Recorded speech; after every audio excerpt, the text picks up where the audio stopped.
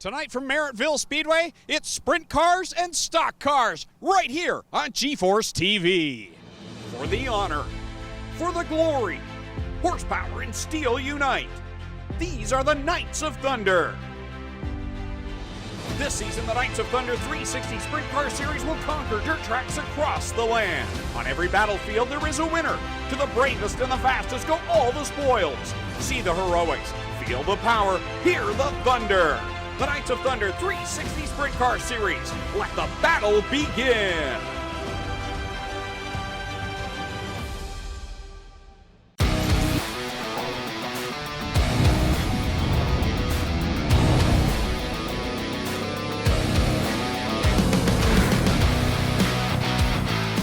Welcome, race fans, to Thorold, Ontario for our second visit to Merrittville Speedway. Tonight, it's an action-packed card with sprint cars and the stock cars. A typical Friday night at Ohsweken Speedway, but tonight, it's at Merrittville. It's featuring the Knights of Thunder 360 Sprint Car Series, the Action Sprint Tour, the Hoosier stocks, and the mini stocks. My name's Greg Kellman. Joining me, as always, will be Clinton Jeffrey and Adam Ross. Let's catch up with them right now. 4 great divisions of race cars, 2 with wings, 2 with fenders, the mini stocks, the Thunder stocks, and of course the Knights of Thunder's 360 sprint cars and the Action Sprint Tour on hand tonight. The big story, probably Jordan Poirier in the 360 sprints, Jacob Dykstra in the Action Sprint Tour. Can either of these drivers be beaten this season?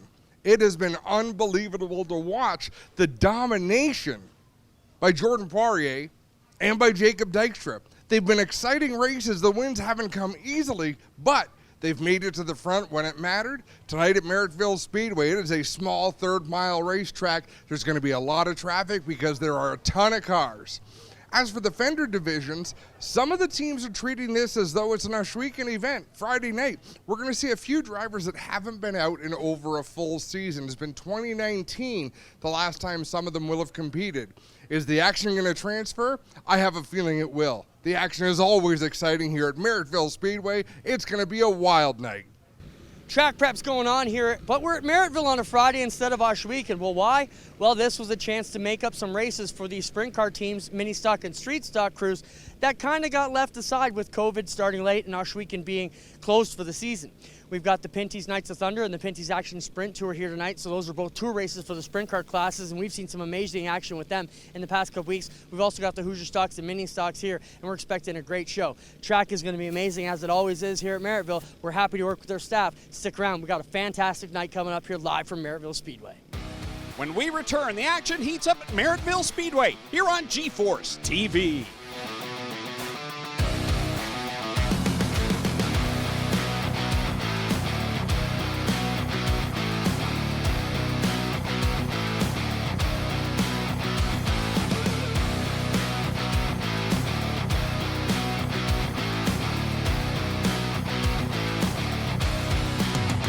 Welcome, race fans, to Merrittville Speedway. You join us 3 laps into the second mini stock heat of the night.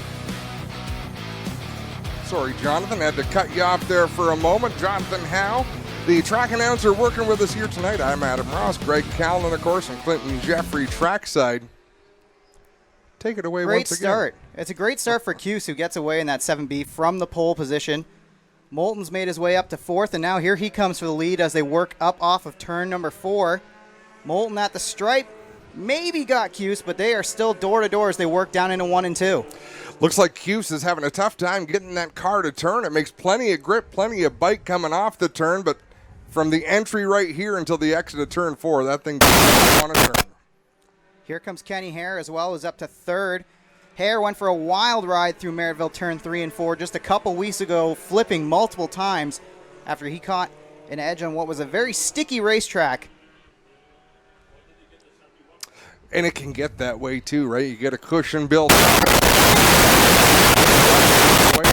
Send you flying. Down the front straightaway, here comes Moulton in control of this one. 2 laps to go at the line. Popsicle sticks in the air. Not enough to challenge behind, but Hare is going to get away cleanly from Cuse as they work down the back straightaway.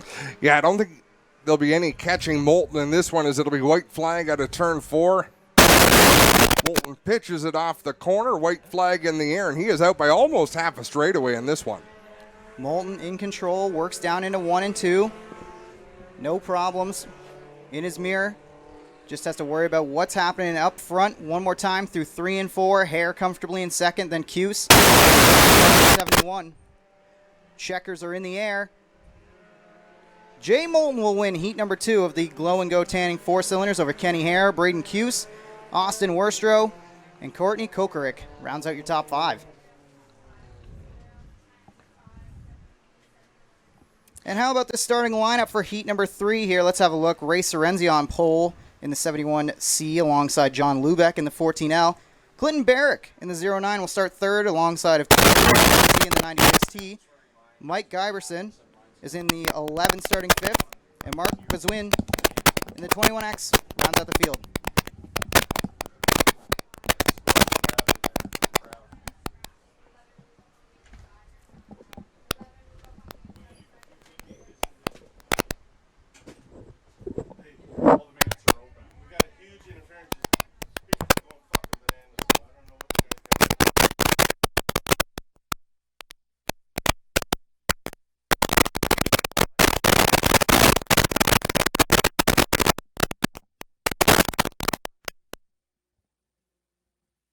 Cars away.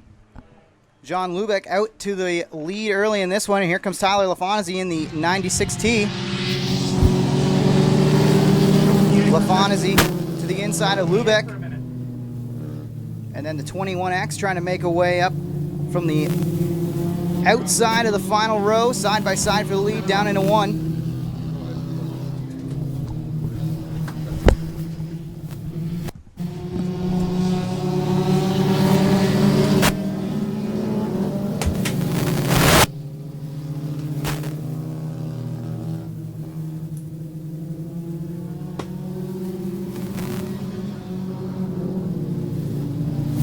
Fucking disastrous.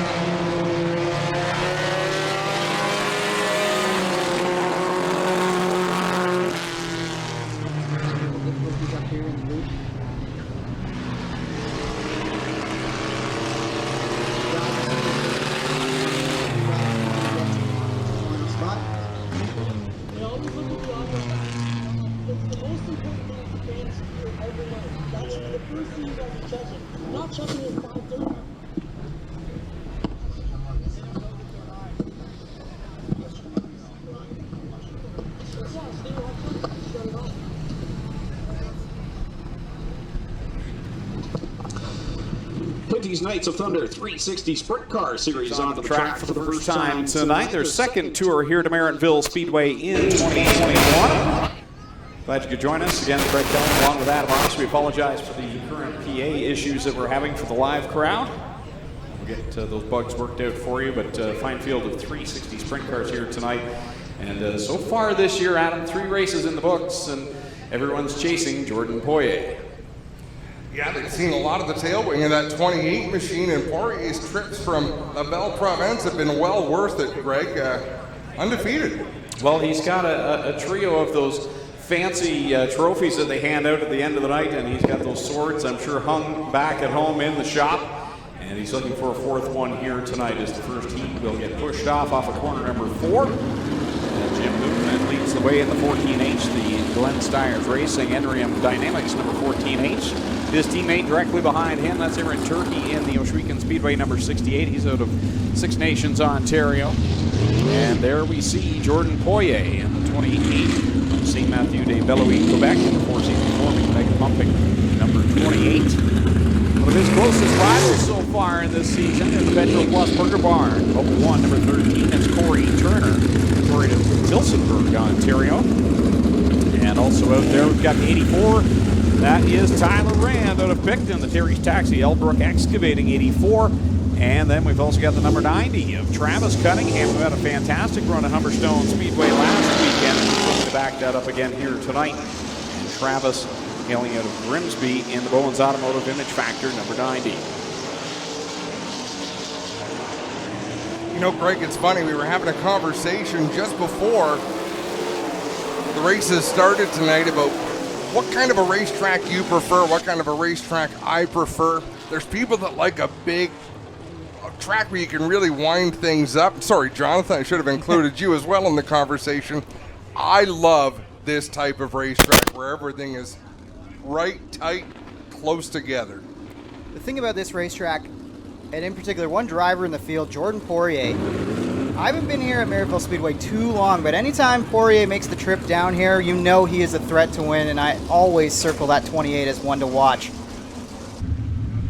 Well, he'll start from position number 4 here, so it's Hoopinen and Turkey, the teammates on the front row, with Rand and Poirier back in row number 2, and then it's Corey Turner and Travis Cunningham bringing us to the first green flag of the night here for the Pinties Knights of Thunder 360 Sprint Car Series.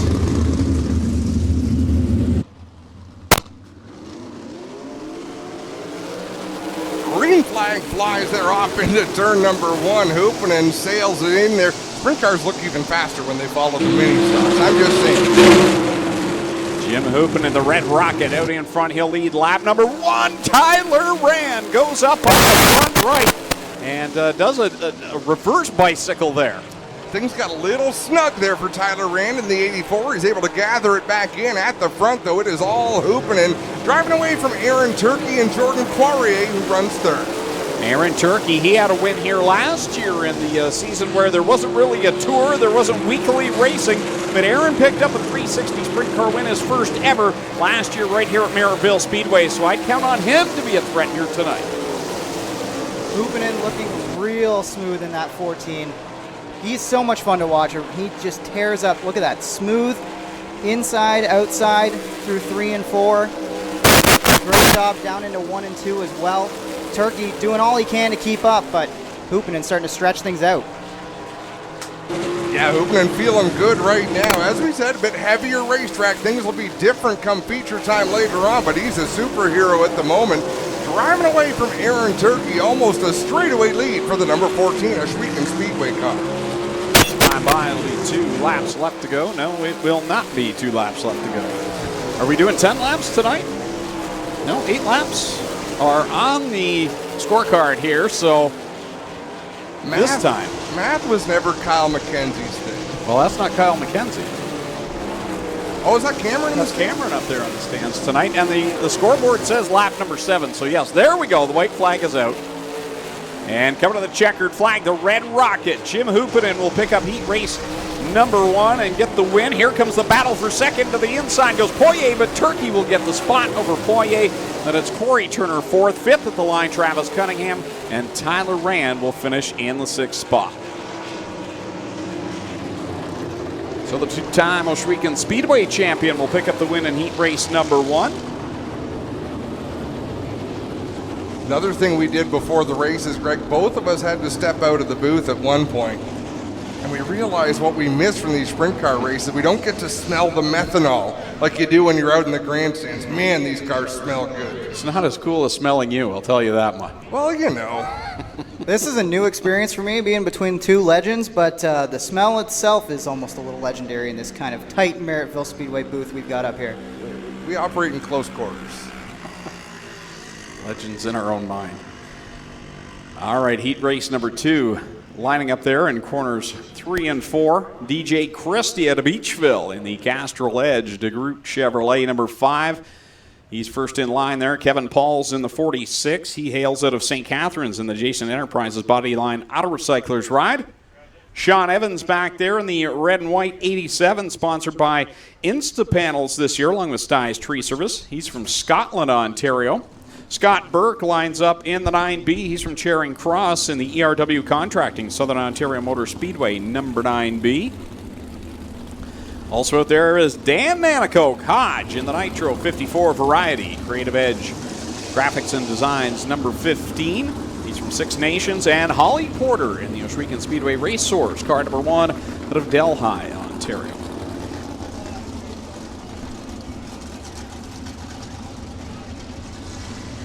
Race director Doug Leonard letting Dan Nanakoke know that his transponder not picking up, so he will be aware of that. Not a big issue in a 6 or 7 car heat, Greg, but come feature time, 18 of these cars all together on the racetrack, you want to make sure you're being scored. Yeah, exactly. Things happen fast and furious here at Merrittville Speedway. The first feature of the year went green to checkered, and you want to make sure you're scored in the right spot, so he's got to get that fixed before feature time here tonight. With the car count, I believe we'll forego having a B main tonight, so everyone will make it in to the show here tonight. White flag display. Next time I'll go to the green flag with DJ Christie and Dan Nanakoke lining up on that front row. Kevin Paul's back there in row number 2 alongside Scott Burke, and then it's Holly Porter and Sean Evans making up row number 3. 8 laps the distance. Heat race number 2 for the Pinties Knights of Thunder 360 Sprint Car Series.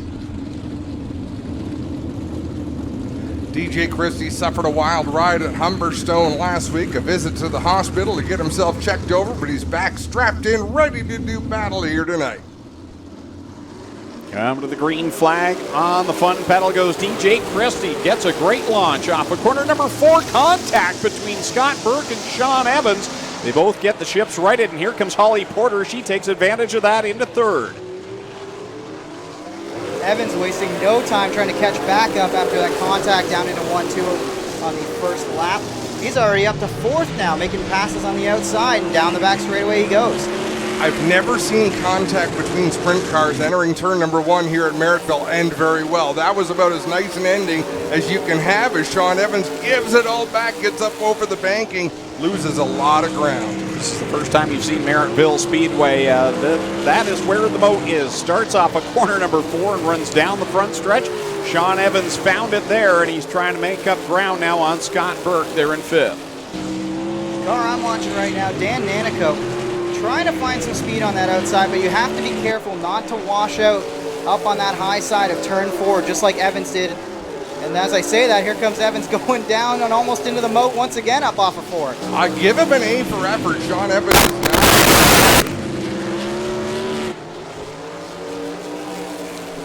So DJ Christie will cross the stripe as a leader on lap number 5. 3 to go here in the second qualifying heat over Holly Porter in the 2nd spot. Dan Nanakoke rides in 3rd. Then it's Kevin Paul's back there in the 4th. Scott Burke and Sean Evans in 6th. 2 laps to go in this one. Christie absolutely in control.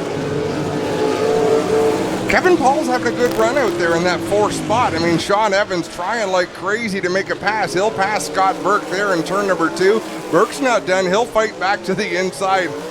Sean Evans wants nothing to do with the outside of 3 and 4. Final time down the backstretch. DJ Christie rolls it into corner number 3. Bobbles just a little. The gap closes, but at the stripe, DJ Christie will pick up the win over Holly Porter. 3rd at the line. That's where we'll find Dan Nanakoke. 4th, good rally there for Sean Evans after a very eventful 8-lap qualifying heat. Kevin Paul's 5th and 6th will go to Scott Burke. So the driver out of Beachville, Ontario on the Castrol Edge. DeGroot Hill Chevrolet, number 5, DJ Christie picks up the win. I bet you Sean Evans is more tired after that 8 laps than he is after some features. You know, you get passing points in this class, but you don't get points for passing the same car 4 times in one race. That sounds like something I would try, honestly. You got to work around it to manipulate the math. That's right. It's like going down the highway with that one guy that speeds up, slows down. It's like, put your cruise control on.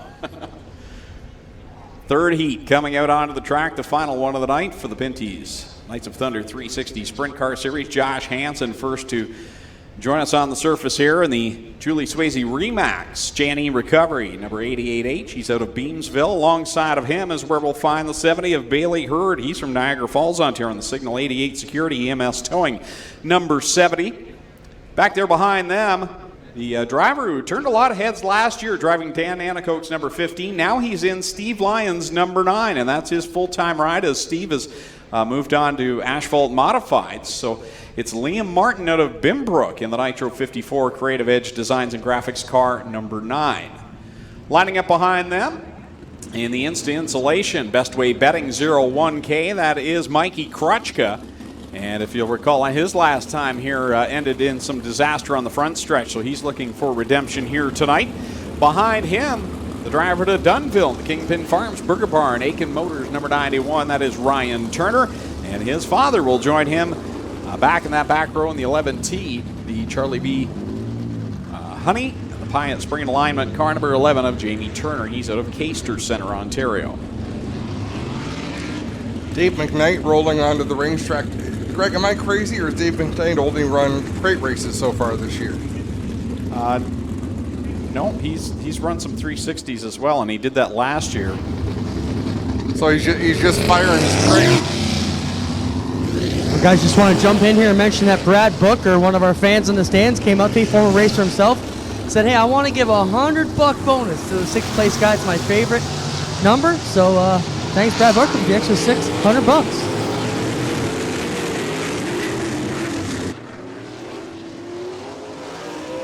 The white flag displayed, the field will take shape, and we'll give you the starting lineup with Liam Martin, and it will be Ryan Turner making up the front row. Then it's Mikey Krutchka and Josh Shantz back there, and Josh Hansen rather back there in row number 2.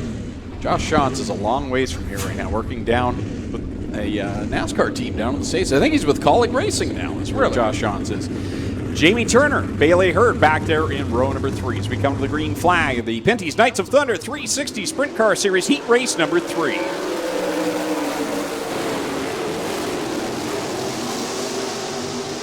Down the back straightaway they go. It's Liam Martin leading the way. Ryan Turner hot on his heels. Jamie Turner looking to make a move around the inside guardrail. He's got a lot of laps here at Merrittville Speedway. Ryan Turner and Liam Martin already swapping the lead on lap number 1. They work down into 3 and 4. Turner trying to find a way by on the extreme low line, but Liam Martin shuts the door and leads lap 2. This is the type of a racetrack where a young driver, a little bit less experienced, feels very comfortable. There's more bite, and I've said that a few times, but at this time of the night, so you don't have to be real ginger on the throttle. You can jump on the throttle, jump on the brakes. Well, you're not going to use much brake at this point, but you'll find this is a great time for these younger drivers to get experience racing with veterans.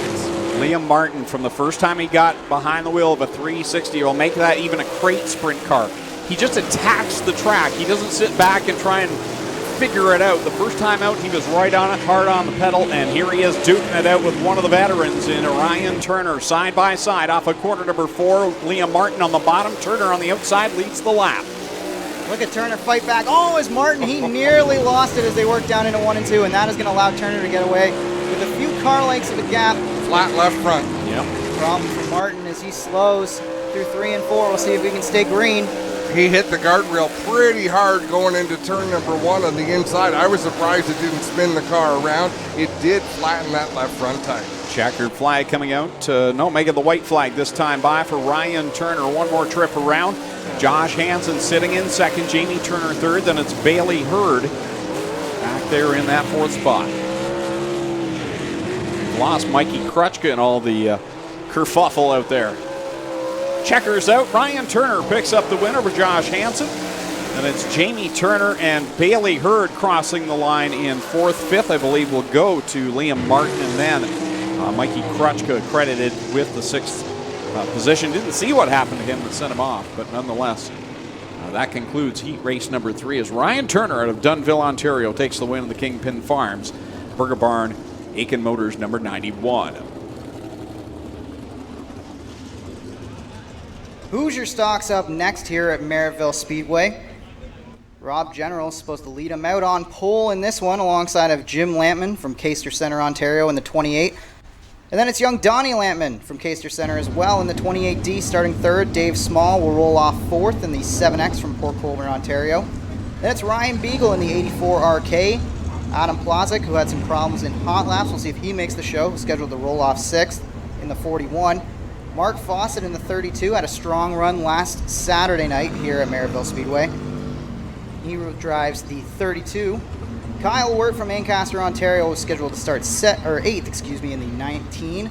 And Dave Bailey, season series, if you haven't been keeping up, Dave Bailey, 3 feature wins at Merrittville. Rob Murray, 2. We'll see how that series shakes out, or maybe we can get a surprise winner on a special Friday night here at Merrittville Speedway. Dave Bailey in the 49, scheduled to start 9th from Hagersville, Ontario. Family affair on the front row, father and son, Jim Lampman and Donnie Lampman. Thank goodness one of them runs a metric car, one of them runs a Camaro, because it was pretty hard to tell those two apart at times over the years. Not just that, but they always seem to be in the same location on the track, same qualifying heats. Just lucky. Pretty sure when Donnie grabbed his first feature win here of the season last year, I think it was Jim he had to beat. He was the main contender, so even when it comes down to the checkered flag, those two continue to battle for wins. Ready to go, the green flag. The Lampmans will get things underway, and Jim Lampman gets the better jump with Ryan Beagle tapping on the back bumper. Donnie Lampman down into 1. Beagle in that 84, he knows how to be aggressive at the right times and knows how to take advantage of people as he goes 3 wide down into 3 and 4. That 84 hooked up on the bottom lane, and here comes Dave Small on the outside as Lampman finds himself sandwiched between the two. Yeah, Ryan Beagle right around that guardrail. When I think about Ryan Beagle having success, I almost always think of a dry, slick racetrack, which this is not, but he's doing a great job pedaling around the bottom right along the guardrail in turn number 4. Here he comes. He'll send it up the banking in corner number 4 and come out as the race leader. So it's Ryan Beagle ahead of Donnie and Jim Lampman door to door. And here comes Mark Fawcett on the bottom. And he'll lose a spot now to Small. Fawcett is a car definitely to watch tonight. If there's going to be anybody who ends the Bailey-Murray dominance here at Merrittville Speedway in the Hoosier stocks, I believe it could be that 32 car. Looking pretty stout right now, working that same groove. Ryan Beagle took to the lead. Dave Bailey trying to build his own groove there. He'll work up the middle of Fawcett and Lampman going into 3. Off the corner comes Ryan Beagle, and it's a hornet's nest behind him with Dave Bailey working his way through the field into the second spot. He's got Donnie Lampman on his outside, and now he'll clear the spot, and it's door to door between Lampman and Fawcett now.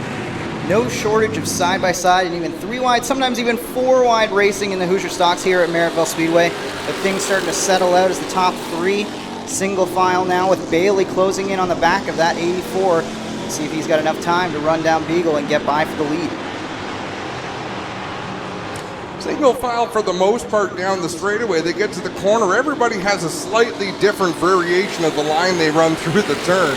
But down the back straightaway, they were all in a row last time by.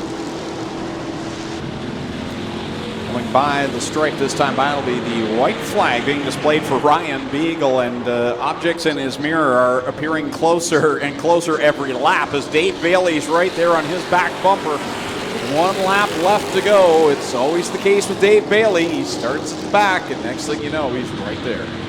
Ryan Beagle entered the turn a little more gingerly than Bailey. Bailey pitched the car in a little bit harder than Beagle. He's going to take one more swing off of turn 4. Coming to the checkers. Beagle's going to hang on over Bailey. Fawcett. And then we got young Donnie Lampman claiming 4th in a side-by-side race over Dave Small. Let's have a look at the starting lineup for heat number 2 of the Hoosier stocks here at Merrittville. Go Fast Teeple from Thorold, Ontario on pole in this one in the 11. Then it's Devin Bacher from Hagersville, Ontario in the 3B. Zach Leach out of Port Robinson, Ontario pilots the 108 and will start 3rd. Starting 4th, Clinton Nichols from Hamilton, Ontario in the 43C. Starting 5th, Mike Thorne representing Burger Barn here in the Hoosier Stocks in the 55. Jeff Larmett from Thorold, Ontario is in the 601 starting 6th. Rob Murray, another one to watch, starts 7th in that M1. And Logan Schwedick out of Jerseyville, Ontario in the 53 rounds out the field. And I believe we got a late edition as well as the 13 starting in this one. Casey Huffman in that 13 machine out of Brantford, the Shed in a Day sponsored yellow metric number 13. Always easy to find on the racetrack. Green flag goes in the air. Bacher and Teeple door to door down the front stretch.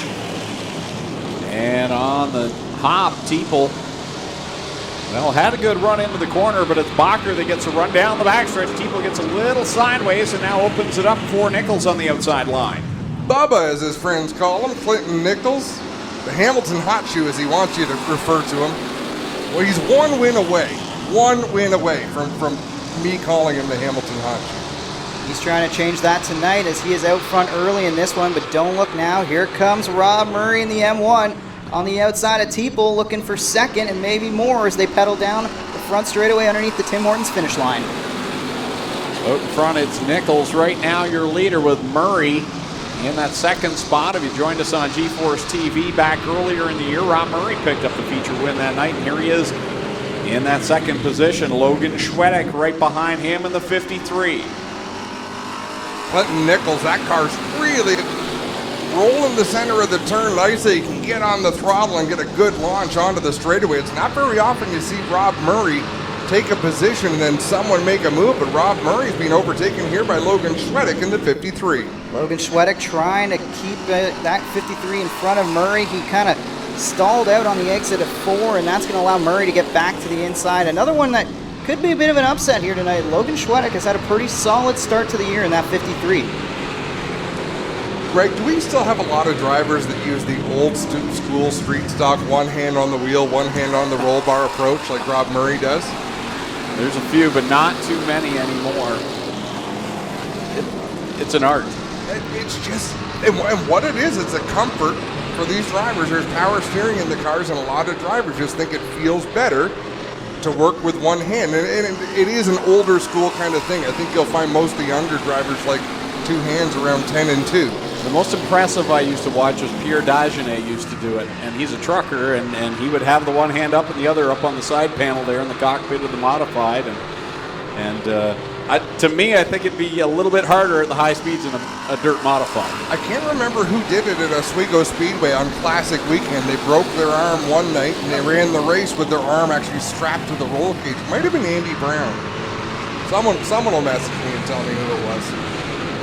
Clinton Nichols coming up off of 4, seeing the checkered flag. He'll wrap up the victory in heat number 2 over Schwedick, Murray. And it looks like Bleach is going to hang on to 4th, and then Teeple 5th.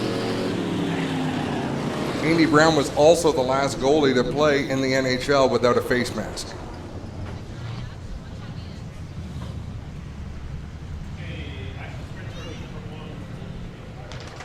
You know, you mentioned that about the hand that Murray has over on the roll bar. You know, it almost reminds me of like a monster truck driver who's got to steer the rear steer, but no rear steer in this Hoosier stock class.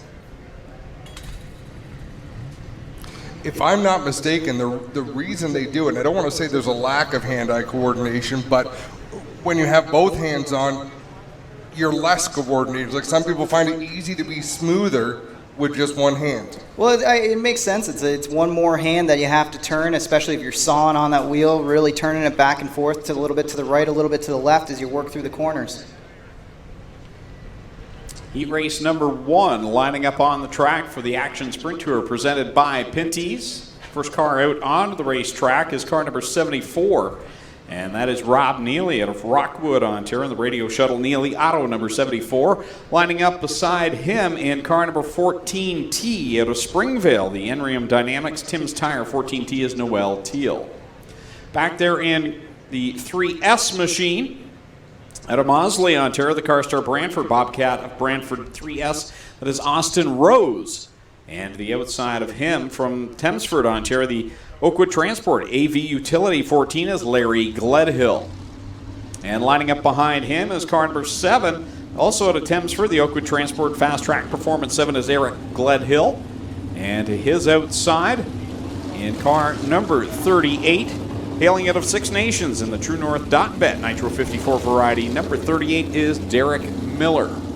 And then in the 49L tonight, he's always a tough one here in this Action Sprint Tour from Brantford and the National Building Group, JDL Distributing. 49L, it's a Lucas Smith. And also out there, the 69, that will be Josh Hill out of Ohsweken Speedway.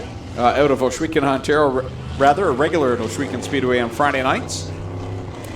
Joining us tonight in 39, that is Shane Stickle in the MSD number 39. His first appearance, I believe, here in 2021.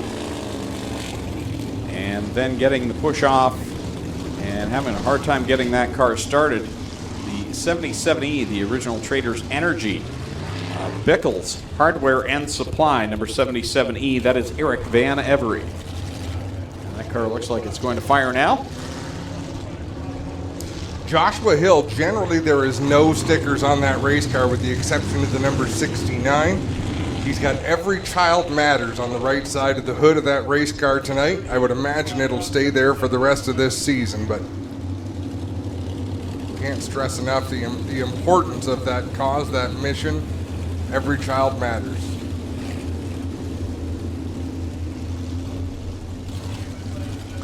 Eight laps will be the distance in these qualifying heats for the Action Sprint Tour presented by Pinty's with Noel Teal and Rob Neely on the front row. Then it's Eric Gledhill, Lucas Smith, row 2. Row 3 is Shane Stickle and Larry Gledhill. Back in row 4, Austin Rose and Derek Miller. And then the 69 of Joshua Hill and the 77E of Eric Van Every. Slow and steady through turn number 4. Green flag flies. We're off to the races down into turn number 1. Noel Teal on the bottom. Rob Neely, the veteran, on the outside. Strong start from Miller, who's already up to 5th in that 38. Using a high, wide, and handsome line here at Merrittville, putting the power down and trying to bring that True North bet 38 to the front. Does a nice job off of corner 4 too, because that's a tricky line. You can throw it in hard, but you got to stay right on that line on the edge of the mountain. This time he's going to go a little too high as Derek Miller will loop it around in corner 4 and put us under the caution flag. That will bring out the yellow flag, and we should mention once again a huge thank you to Sundance Power Cleaning, making this a $5,000 to win great sprint car event. And Adam, we talked at the top of the night about Jordan Poirier and how he's been the man to beat with the Pinty's Knights of Thunder 360 Sprint Car Series. The same can be said for Jacob Dykstra. He already picked up 5K last weekend at Humberstone Speedway. He's won all 3 events so far. But you know what? Anything can happen on any night, and we know in this division anyone can beat Jacob Dykstra. Maybe more so than in the 360s with Jordan Poirier, but Jacob's got to be feeling pretty good right now. I would imagine he does. We're going to have a quick look at the replay here on G-Force TV. Way up in the distance, you see Derek Miller getting up out of shape, and he locks it down. But, you know, we talk about this regularly, and I enjoy watching a lot of sports. Anybody in sports will tell you that streaks happen for a reason. When you get hot, you can't lose. When you're in a slump, you can't win or you can't hit a baseball. It's a streaky sport, and if you're Jacob Dykstra, thankfully with the guidance from his father, Dave Dykstra, and he'll walk him through this, you ride this out as long as you can. You don't change anything about your routine. You keep going until someone shows they can beat you. Absolutely, and everybody always talks about it. Oh, well, you know, it's kind of boring to see the same guy win all the time, or some people love it. I think it just creates one more extra storyline. You know, Dykstra's going to have a target on his back. Somebody's got to step up and try to take that win, take that streak away from Dykstra. And there's a lot of hungry drivers who are plenty capable of doing it here. 2 laps on the board, 6 remain here in this first qualifying heat for the Action Sprint Tour presented by Pinty's. Single file past the restart cone next time around with Rob Neely leading over Noel Teal. And then it's Lucas Smith back there in 3rd. Eric and Larry Gledhill 4th and 5th. Austin Rose 6th. Shane Stickle 7th. 8th Joshua Hill. 9th is Derek Miller. And 10th Eric Van Every.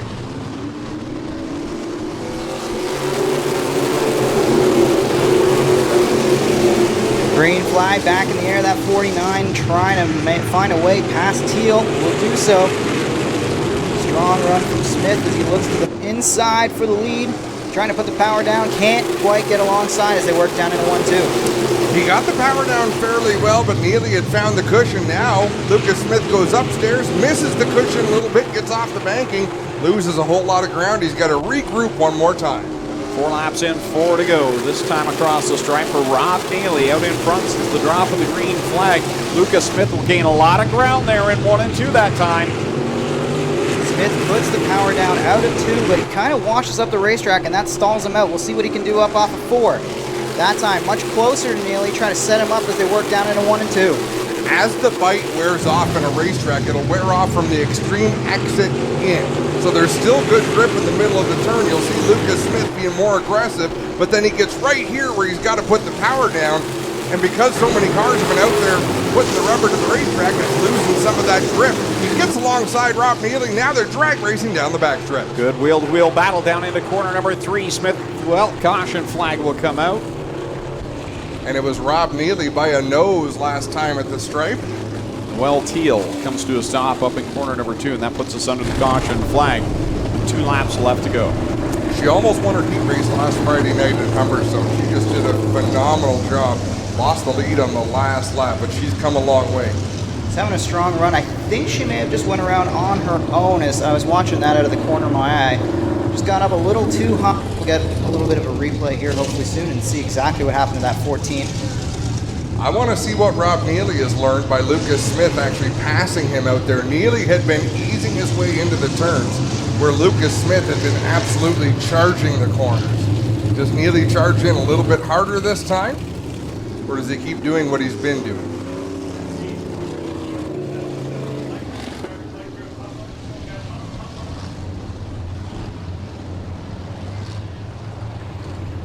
Cone goes out. Looks like it will go back to the green flag this time by.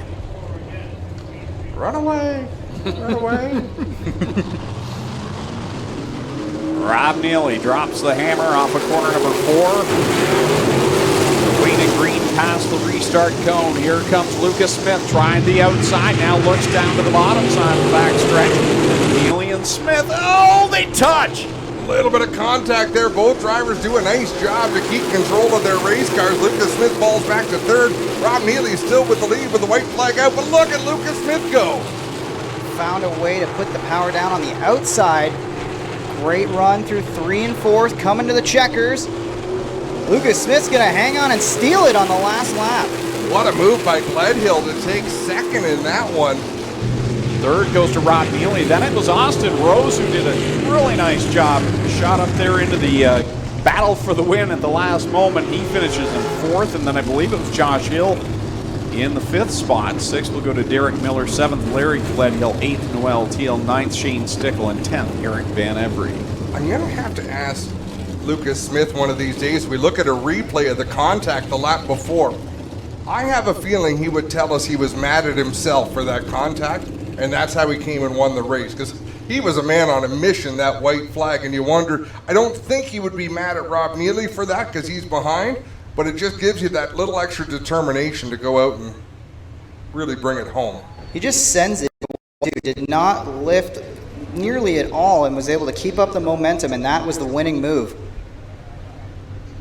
Heat race number 2 getting staged out on the racetrack. Lance Erskine, the first one onto the racetrack. He's from Brantford in the Burr Barn Ace 1 Construction, number 48. And then lining up behind him, he's the one everybody is watching right now from Port Colborne, Ontario in the 5D, the Maverick Real Estate Dow Auto 5D. That is Jacob Dykstra. Behind him in car number 19D at Waterloo, the Velocity Mechanics Inc. ILA Sports number 19D is Alan Downey. Picked up his first career win right here at Merrittville Speedway last year. And then another young driver out of Dorchester, the Horvath Auto Parts Marshall Performance 48M, that's Andrew Marshall. Car number 31, that is Dale Curran out of Bowmanville. And now we see Dave McKnight has that car under power, the 70MM of Dave McKnight. He's from Brampton, Lifto Limited Toyota Industry Equipment, 70MM.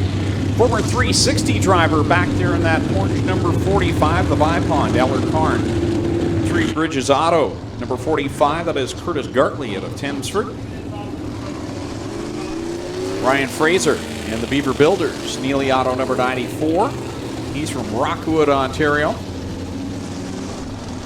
Also out there, the 2 is Steve Murdoch. He's from Georgetown, Ontario. And the 51, the Hallett Home Improvements. Number 51, that's Trevor Young. Trevor, hailing from Ancaster. So it's Downey and Fraser on the front row. It'll be Dykstra and Murdoch back in row 2. And you've got Lance Erskine and Curtis Gartley in row number 3. Row 4 is where we find Andrew Marshall and Dave McKnight, and then Trevor Young and Dale Curran back in the 5th row. You know what I'm ready for, Greg? Fired up. Especially in this sprint car division, the crate sprints, I'm ready for the handicap. I'm ready to go back to a system where the points leader can't start any better than about 18th or so. I think it's due. Green flag is out. Alan Downey, Ryan Fraser, and here comes Jacob Dykstra. Puts the pedal down and pulls away and has the lead, but it looks like, I thought I heard they were going to call for the yellow flag, but they did not. I heard the same thing as you did, and I think we are going yellow. Nope. Oh, Cameron was just furling it up, and 1 lap in, it's Jacob Dykstra in front of Alan Downey. Curtis Gartley right now in the 3rd spot over Ryan Fraser and Steve Murdoch. Dykstra absolutely shot out of a cannon from the initial start of this race on. Already gapped almost about a half straightaway over Downey, who another car that I would circle as maybe the person who can come up, the driver who can come up and challenge Dykstra and steal a win and steal some of that big purse here tonight. Dave McKnight just had a moment there through 3 and 4, hanging out way outside as he got out over the banking. Jacob Dykstra, man, he is driving away. Leads at lap number 4. 4 laps left to go with Downey in 2nd. The battle right now is for 3rd with Curtis Gartley on the inside. Ryan Fraser now slips in behind him. He's got Steve Murdoch on his tail. Great battle from 3rd on back. Gartley with that 3rd position, trying to hold off Fraser and Murdoch. I always find it interesting, especially in the sprints, as we got 2 cars around. McKnight doing a little bit of a donut exhibition here on the exit of 4.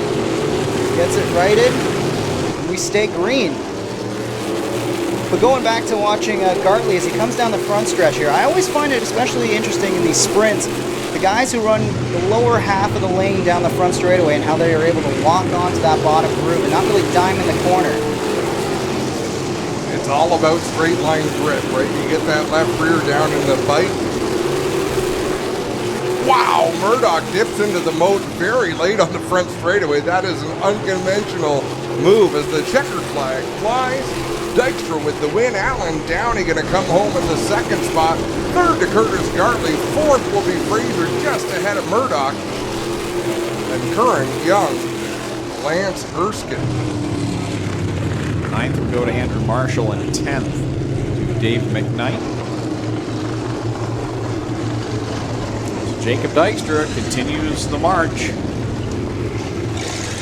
He's won all 3 features so far in 2021 and looking strong to pick up another one here tonight, another $5,000. As heat race number 3 heads out onto the racetrack. Sundance Power Cleaning is putting up that $5,000 bonus for the winner again tonight. First car out onto the racetrack is the driver out of Hamilton, Ontario, in the MS Road Solutions DJD Graphics 12DD. That is Darren Dryden. And behind him, the wily veteran. He's driven just about everything in this region. Out of Hamilton, the Petro Plus Travel Stop Burger Barn 56, Derek Lemaire. Behind them, out of Ohsweken, the Canada Fuels Nitro 54 Variety 9C, Brian Nanakoke. And then we'll find the BS 39. That's Brett Stratford out of Waynfleet in the Sundance Pressure Washing Castle Plumbing BS 39. Alongside of him, he was the 2019 Ohsweken Speedway Crate Sprint Car Champion. Out of Mount Bridges, Ontario, the Vibrant Farms Pride Seats 45S, Nick Sheridan. And his outside will be car number 50 from Kitchener. It's Adrian Staley. And then back there we've got the 4, Jesse Costa, the 3rd in that Oakwood Transport bunch. And he hails out of St. Thomas in the Oakwood Transport Wells Foundry, number 4. And another rookie back there in the 77T. That's Tyler Powlis out of Ohsweken, the JR's Riverside Bait and Tackle ride. And also on the track, the Iceman, Johnny Miller out of Ohsweken, the Styes Tree Service Ohsweken Speedway, car number 20. I've been busting on them now for 2 weeks, but I'm not going to stop yet. You know who's not the Iceman, Greg? Clinton Jeffrey is not the Iceman. We'll have the conversation. We'll talk about it later on. I don't know, the way you looked in the Delaware Tower, you're definitely not the Iceman either. I'll call you Puddles. I'm very thankful that track owner Don Speece has put in some new AC up here this year. It's much more comfortable for us here in the booth at Merrittville Speedway this season, so big thanks to Don for that. Especially tonight. You have not spent a hot night in the tower with Adam Ross before. You're lucky. It's, yeah, it gets to be spatula weather in a hurry.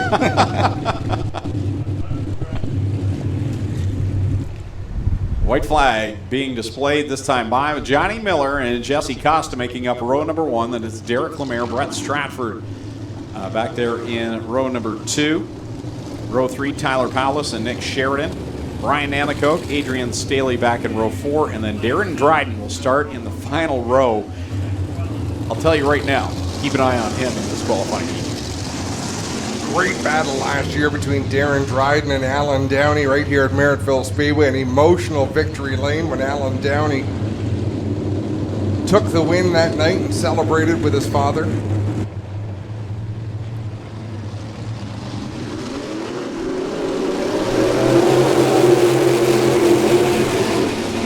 Clean and green down into corner number 1. Jesse Costa will get the good launch. And look at Brett Stratford right behind him into the second spot. Derek Lemaire takes third. Stratford with a great jump on that start. He'll try to keep pace with Jesse Costa. Derek Lemaire third, as you said. And there's Nick Sheridan on the inside, working on Johnny Miller in the 20. Miller trying to get some grip on the outside to keep pace with that 45 of Sheridan. Can't do it. Down into 3 and 4, single file for the top 5. It's Costa out in front. Good battle for the second spot between Stratford and Lemaire. Lemaire working that inside line, the Petro Plus travel stop. Number 56 and the youngster Nick Sheridan. It's hard to call him the youngster. He's a champion now. Seems like he's been racing these cars forever. The break that we've had over the last 16 months, but right up there in 4th, and he's challenging now for 3rd. Brett Stratford up over the banking. That cost him that spot to Derek Lemaire, Jonathan. Oh! Big moment there, but Stratford still using the outside lane. And look at it, he's going to clear and go to P2 down the back straightaway. You can see Stratford learning as he goes, Greg. He's taking a different entry each time. So he's still good enough to run in second and do some learning while he's at it. He's really come a long way in that BS 39 as he holds down the second spot over Derek Lemaire and Nick Sheridan. Meanwhile, out in front it's Jesse Costa, who got off in the boat just a little bit a couple of laps ago, but he holds on to that lead with just under 2 laps left to go. You see Lemaire starting to work that outside. Maybe he's been watching Stratford, trying to search the racetrack, find something up top as we see the white flag. Lemaire knows this place as well as anybody. Lots of laps in a modified, a sportsman, a pro stock, I believe. He's raced everything here. Surprisingly, Darren Dryden has not marched up through the field like I expected him to. Checker flag out. Jesse Costa picks up the win. Brett Stratford second, and it's Nick Sheridan third. Derek Lemaire fourth. Fifth will be Johnny Miller. Sixth, Darren Dryden. Seventh, Adrian Staley. Eighth is Brian Namakoke. Ninth, Tyler Powlis. And that concludes qualifying for the Action Sprint Tour presented by Pinty's. Notice our rookies are staying on the lead lap. Right, it's such a progression. You see these youngsters, Eric Van Every, Tyler Powlis, learning their craft and getting laps out there, and they come along pretty quickly. Then you get to the point where you can race with the pack. Then eventually you can start to learn to pass and really learn your racecraft. So with qualifying in the books, we'll take a quick break and be back with more racing from Merrittville Speedway here on G-Force TV. When you think about it, productivity starts at planting. So it's time to rethink how productive your planter can be. We did, with the new Case IH 2000 Series Early Riser Planter. We rethought your row unit so it's tougher, more accurate. We rethought your meter, took the most precise technology, factory installed it. We rethought every inch of the Case IH Early Riser Planter to make it the most productive planter around. And if you think about it, that's exactly what you want. Early man discovered fire, but Quick Quick perfected fire. Quick Quick is the only fire starter that guarantees to start your campfire, wood stove, or fireplace without the need for kindling or paper. Find your nearest Quick Quick retailer at quickquick.com.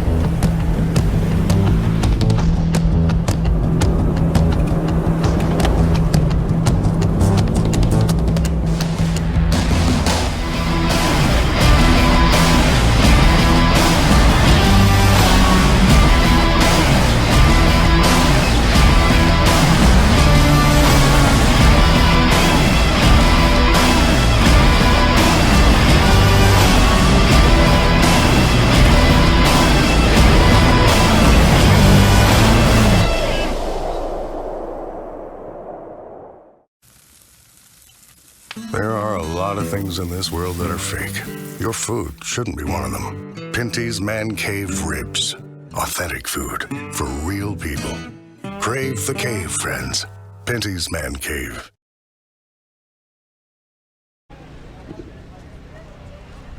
Welcome back live to Merrittville Speedway. We're under a quick intermission break. And we've got Lucas Smith here on the back straightaway. Lucas, man, your car's run really good here the past couple weeks at Merrittville. You've got to be really happy with how it goes. I mean, they're a bit of dicey getting into it with Rob Neely a little bit, but you came out of it good. In the end, you still a solid run. You know, what can you do to get that one or two more spots you need to get to be on victory lane tonight and take home the $5,000, Lucas? I don't know. We just got to work on the car a little bit, and I got to be a bit more adaptable, I suppose. You know, if I get the lead, perhaps switch up so he can't get back by me.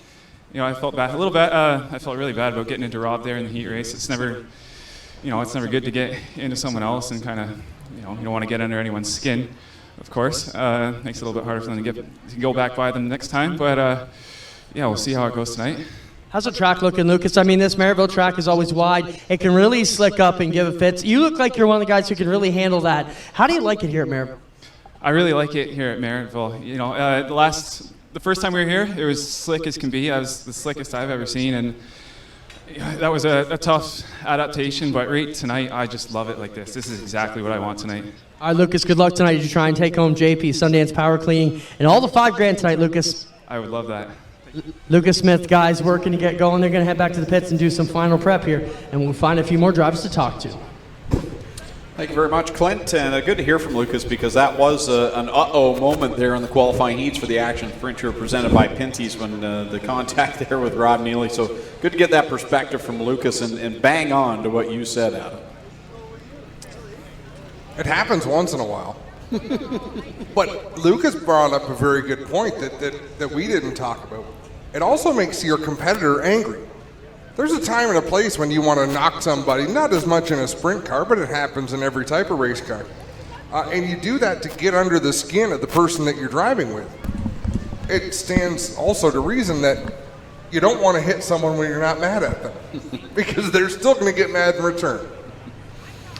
Yeah, there's not the same understanding when you're the hitted, not the hitter.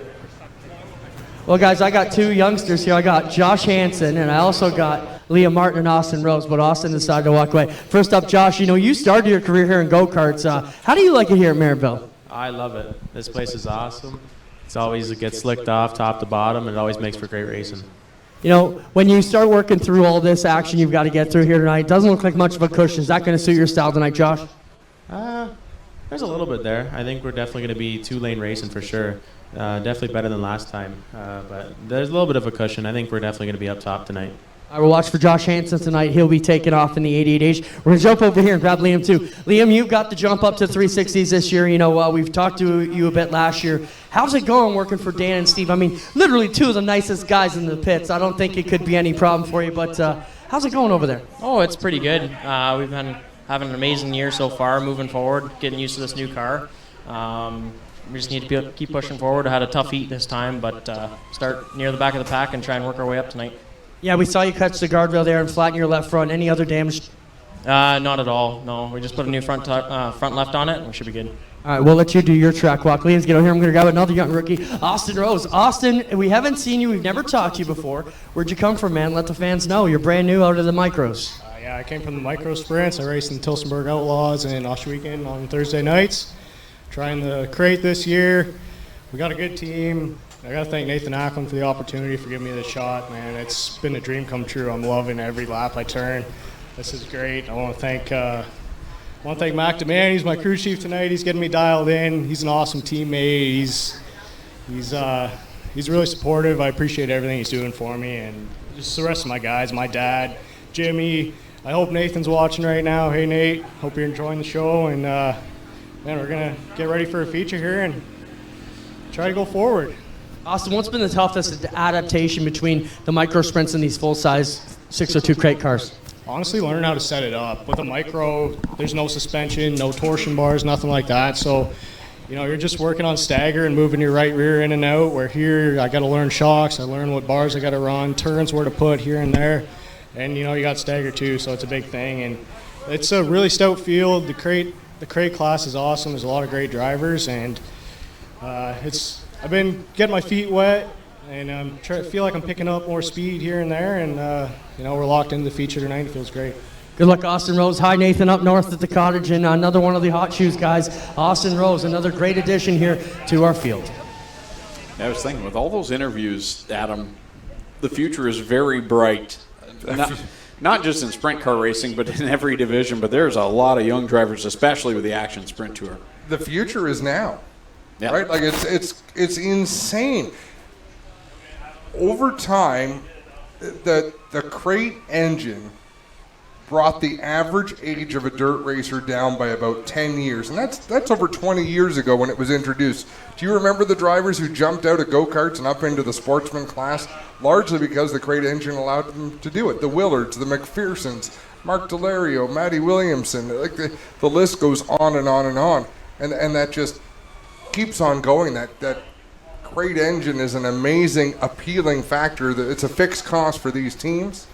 So it really does allow people who are going racing on a weeknight at Merrittville Speedway or Tilsonburg, and that's the small Merrittville through the infield, or Tilsonburg or Oshaweekend on the small track out back, and jump into the full-size cars. And there was a lot of argument when the crate sprint cars came on the scene that, this is going to take away from the 360s. But look, it's done the exact opposite. In the guys like Josh Hansen, Liam Martin, and those that have come up and filled those voids, because if they weren't there right now, we'd be in an awful predicament for drivers in that level of racing as well. I think this is where the Fonz jumps the shark going into turn number 1. DJ, come back. Well, guys, I got Alan down here. Alan, we talked to some of the young kids, but you're a university professor, but you're also a feature winner here at Merrittville. You got to be real happy. Can you get a shot at the $5,000 here tonight? I think so. We like to think so. There's a lot of fast people starting ahead of us, but hey, I've done it once before, so I started in 10th or 11th and made it up all the way to the front, so see if we can't do it again tonight. What are you struggling with lately, Alan? The 5D's been quick. What can you do to finally put Jacob one spot behind you and take home the trophy and the big money? Yeah, I really don't think we're struggling with anything other than the 5D keeps showing up. He's really fast. He's doing well. Hopefully somebody can get him tonight, or hopefully it's us that can find the speed to catch up to him, because he's definitely got things figured out. Well, Alan will tell you to enjoy the rest of your summer. Are you off for the summer, or are you teaching?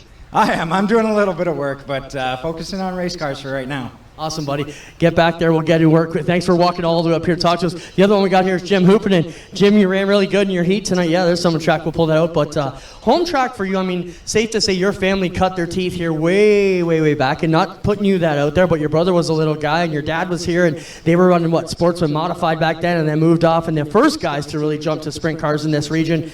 And now it's blown up like a rash around here. But Jim, you looked really good in your GSR 14H. How do you feel for the feature tonight? Yeah, I feel pretty good, definitely. Yeah, well, obviously, I grew up here. I live actually 5 minutes from here, so this is a home track, and we drive every week to Oswego and run sprint car. But yeah, my old man, he actually, I think, won the 1980 Gumball Rally here and got DQ'd or something like that. But yeah, our family grew up here. My old man built late monos for Mark Elliott and modifieds for Paul Cunningham and all that. So yeah, it's definitely a home track, and I love coming here. It's nice and close to home, so I don't have to long drive. But we gave one away at the beginning of the year, first time here, and then we gave one away last week at Humberstone. We had a first place car and second place driver. So, but definitely feel good tonight. The track's actually got some bite, and I haven't scraped this much mud off a car in Merrittville in probably 10 years. So, definitely going to be a racy track for the feature. We just got to find the right spot and get through the zigzag lap traffic. So. Let's talk a bit about last week, Jim. You had Poirier beat. They say he's unbeatable. You had him beat, got hung up behind a lap car for probably one lap too many. He got you coming over to 2 on the final lap. That's got to be a painful week, man. Oh, yeah, I had nightmares, and I watched the replay on Tuesday night after your race chat, and yeah, I couldn't sleep after that. But yeah, we had definitely the dominant car. We made some changes from Friday night, and the track was obviously a lot different. Got to give Terry Vince, props with Humberstone, bring it back to life. And, I'm just glad there's lights. Every time we've ever went there, it's never been able to see nothing. And the dust was actually really not that bad. For Friday night, how dry it was, the dust wasn't too bad on the track. Saturday night, they got the track actually was really racy. They actually had, I think, 2 or 3 lanes. Every time I got to lap traffic, I seemed to pick the wrong one. So, but, that's part of racing. And, Jordan is beatable. He is good. But I think we got a good car, and we'll just go out there and try our hardest. Really wide here tonight, Jim. Good luck. Thank you, Clinton. You guys have a good night. Thank you. Jim Hoopinen, guys. Jimmy the Huff going to take a walk back and try and figure out this track. And if you look what he's doing there, Ryan, he's found a piece of metal. And if you wonder why the guys are out here walking the track, Jim, show what that is. So that'll be a little piece of, that would definitely ruin your night, Jim. You can have that. There's a piece of metal there you see. And these drivers out here walking around, they got their head down, guys. They're looking for problems, and we'll send it back to you for a minute. And the wily veteran, Jim Hoopinen, 2-time champion at Oswego Speedway, and came also close to beating Jordan Poirier last week at Humberstone Speedway. And we know he's beatable. We saw it last year. But when you come out, you've got 3 in a row. It starts getting into the mind of the other drivers that we can't beat this guy. When other drivers talk about it in their interviews, yeah. you know what's on their mind, right? And racing is very much, there's a huge mental component of this game. At a certain point, you got to wonder, when do guys like Poirier, when do the guys like Dykstra really hit their ceiling, and then, it's up to the rest of the pack to start catching up. Dykstra, Poirier, these guys can only get better for so long before the rest of the field has to catch up to that ceiling, that bar that they've raised so high. I don't know. Tell that to Brett Hearn with 900 some career wins. Clinton, who you got now? I got DJ Christie on the back straightaway. He heard you guys say, come back. So, DJ, can I ride your bike? Yeah, go for it. Need to do a wheelie? No. Can you do a wheelie? I can. Let's not do a wheelie without a helmet. We're trying to portray safetiness around here at the racetrack. DJ, you got in a bad wreck last week in your crate. Adam mentioned earlier you had to go to the hospital for concussion protocol, I think it was. Are you okay, man? Yeah, I had a pretty nasty wreck there at Humberstone last week, but went to the hospital that night, and the doctor diagnosed me with a mild concussion. And I went back to the doctor's office yesterday, and he said, you're good to go. So here we are today. Let's talk about you're one of the youngsters like Jacob Dykstra doing double duty. Do you think that's helping your program, or is it making it difficult? What's the biggest difference between the two? Oh, I think it's definitely helping. I know what the track's doing before any of the other 360 guys, so I can set the car up the way I like it, and it seems to be paying off, so we're doing pretty good in the 360. All right, good luck tonight, DJ Christie. Yeah, thank you. Have a great night. We want to see that wheelie. DJ Christie taking off, guys. He'll head back to the pits. They've called the crate sprints for the B main up to the line. We'll get him going here as DJ Christie does a wheelie down the back straightaway. Hey, you hurt your head last week. Would you try a wheelie down the back stretch? That was exactly what I was thinking. For the cameras. There's Crow. Don't ever challenge a race car driver to do something. They'll do it. Hold my beer. Oh my, so B-Main getting lined up for the Action Sprint Tour presented by Pinty's. Last chance to get into the big dance here tonight and a crack at the $5,000 to win. So I brought it up briefly, and I don't know if Clint wants to join in and play, but I'm going to do everything I can to push for a handicap system for 2022. Where was I watching? I'm even talking to Freddie Carlton this week, who won last Saturday here. But when you've got a full field of cars and you're running a Conti, that's when the handicap is perfect. You qualify 18 cars, that's how many qualify for the handicap. So your number one car, and let's assume that it's Jacob Dykstra in the crates who's leading the points. If you qualify, the best you're going to start is 18th. And just make it that much harder for the top points getters. For some reason in sprint cars, it's never been popular. But I think it's something should be looked at. Well, we'll catch Clint on the other side of this break. We'll take a quick step away, and we'll be right back with the Pinty's Hot Wings Tour on GeForce TV.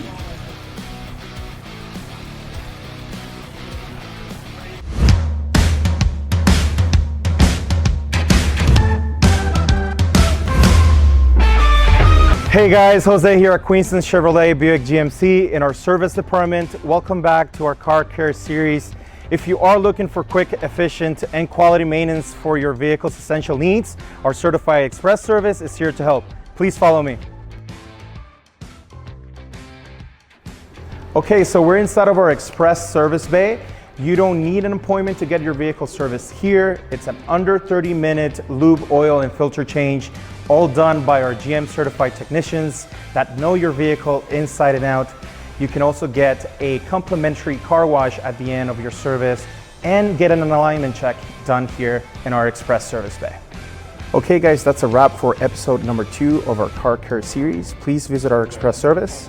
Again, no appointments necessary for here, so we'll be waiting for you. Thanks. A guy like this, who relies on his truck for work, knows that his truck will take care of him if he takes care of his truck. And WeatherTech has always been the ultimate protection. From floor liners to no-drill mud flaps to tech liner for your truck bed to bump step to the handy under-seat storage system. And Cup Phone keeps phones secure in any cup holder. Order your ultimate protection today at WeatherTech.ca.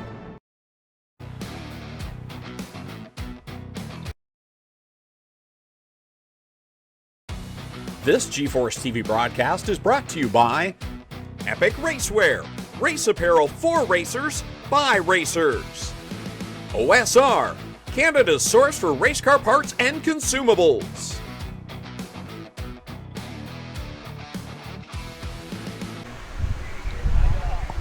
Back live, Merrittville Speedway on GeForce TV, bringing you all the action of the Pinty's Knights of Thunder 360 Sprint Car Series, the Action Sprint Tour, presented by Pinty's, Hoosier Stocks and Mini Stocks.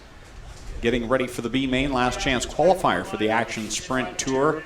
And before the break, I see Clinton taking a quick drink there, but if he can hear us, Adam was talking about the handicap system for the Action Sprint Tour. What's your take on that? See, we get to hear this every Tuesday night at 8 o'clock on the Rivals Race Chat between Adam and Clint. Adam, what's your take? Or Clinton, rather, what's your take? We already heard Adam's take. You know, I think sprint cars traditionally, we would not have normally done that, but I think as it's grown, we're showing that the time may be right to test out the waters. I think I'm kind of with Adam. We're going to see how all the teams feel about it in the offseason. I mean, they may not like it, but I think we're almost at the point now where we need to give a bit better competition. I think the only thing that scares me is halfway through the heats, when you've got the fast cars at the back coming up and the slow guys at the front are fading. Around the middle of those heats, it gets a bit dicey.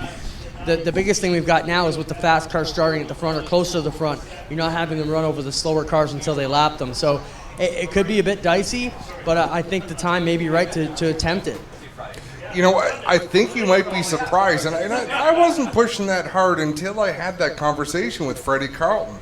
And when you hear a driver who would actually be harmed in a handicap, like he's the first to tell you he'd be back, Matty Williamson would be further back than he is, but he would have a lot of cars to pass. He says that's how you get these younger drivers the confidence, by having them mix it up there near the front of the field. Go ahead, Greg. I almost wonder if there's some kind of hybrid system that we can work out where maybe, the points leaders are drawing how many positions they're going to drop back. So maybe they don't start all the way to the back, but maybe, you put them back mid-pack, instead of a 19th or an 18th, they're starting 11th, 12th, 13th. Yeah, I don't think you're wrong, Jonathan. We're looking at all options now and all the possible crazy maths we could put together. Obviously, it will need to be something that the fans can follow, but we may be ready to go with that as we get ready to go here with our sprint car. Action Sprinter powered by Pinty's. B-Main, last chance to qualify here. We'll take 6 out of this, guys. Take us through the lineup. Noel Teal on the 14T out there. Also the 51 of Trevor Young, the Hallett Home Improvements ride. Lance Erskine in the 48. The Burger Barn Ace 1 construction machine. Andrew Marshall aboard the 48M. And he's sponsored by Horvath Auto Parts, the 39, the MSD ride of Shane Stickle. 50 of Adrian Staley. We'll get you the full lineup once they get into line here. Tyler Powlis in the 77T. 70mm, that'll be Dave McKnight.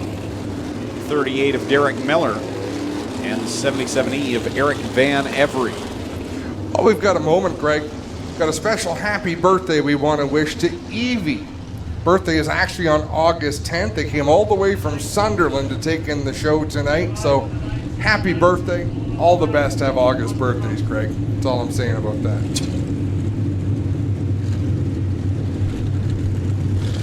Field still trying to sort itself out here. So the caution flag will stay out. Derek Miller didn't know he was supposed to be in the B-Main, but he made it. We're waiting for Ryan Nanakoke. Here he comes. Nanakoke scheduled to start P3 on the grid. Things happen real quickly on a race night.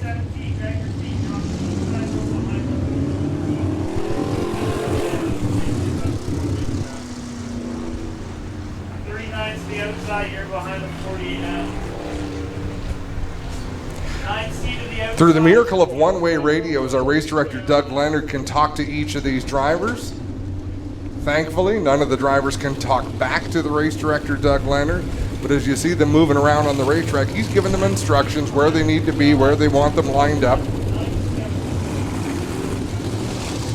All right, there's Brian Nanakoke up to the 4th spot. So it's Trevor Young and Adrian Staley, row 1. Row 2, Derek Miller and Brian Nanakoke. Row 3, Lance Erskine and Andrew Marshall. Row 4, Noel Teal and Shane Stickle. Row 5 is Tyler Powlis and Dave McKnight. And then the 70-70 of Eric Van Every. 6 cars to transfer to tonight's main event. The rest will be loaded on the trailer.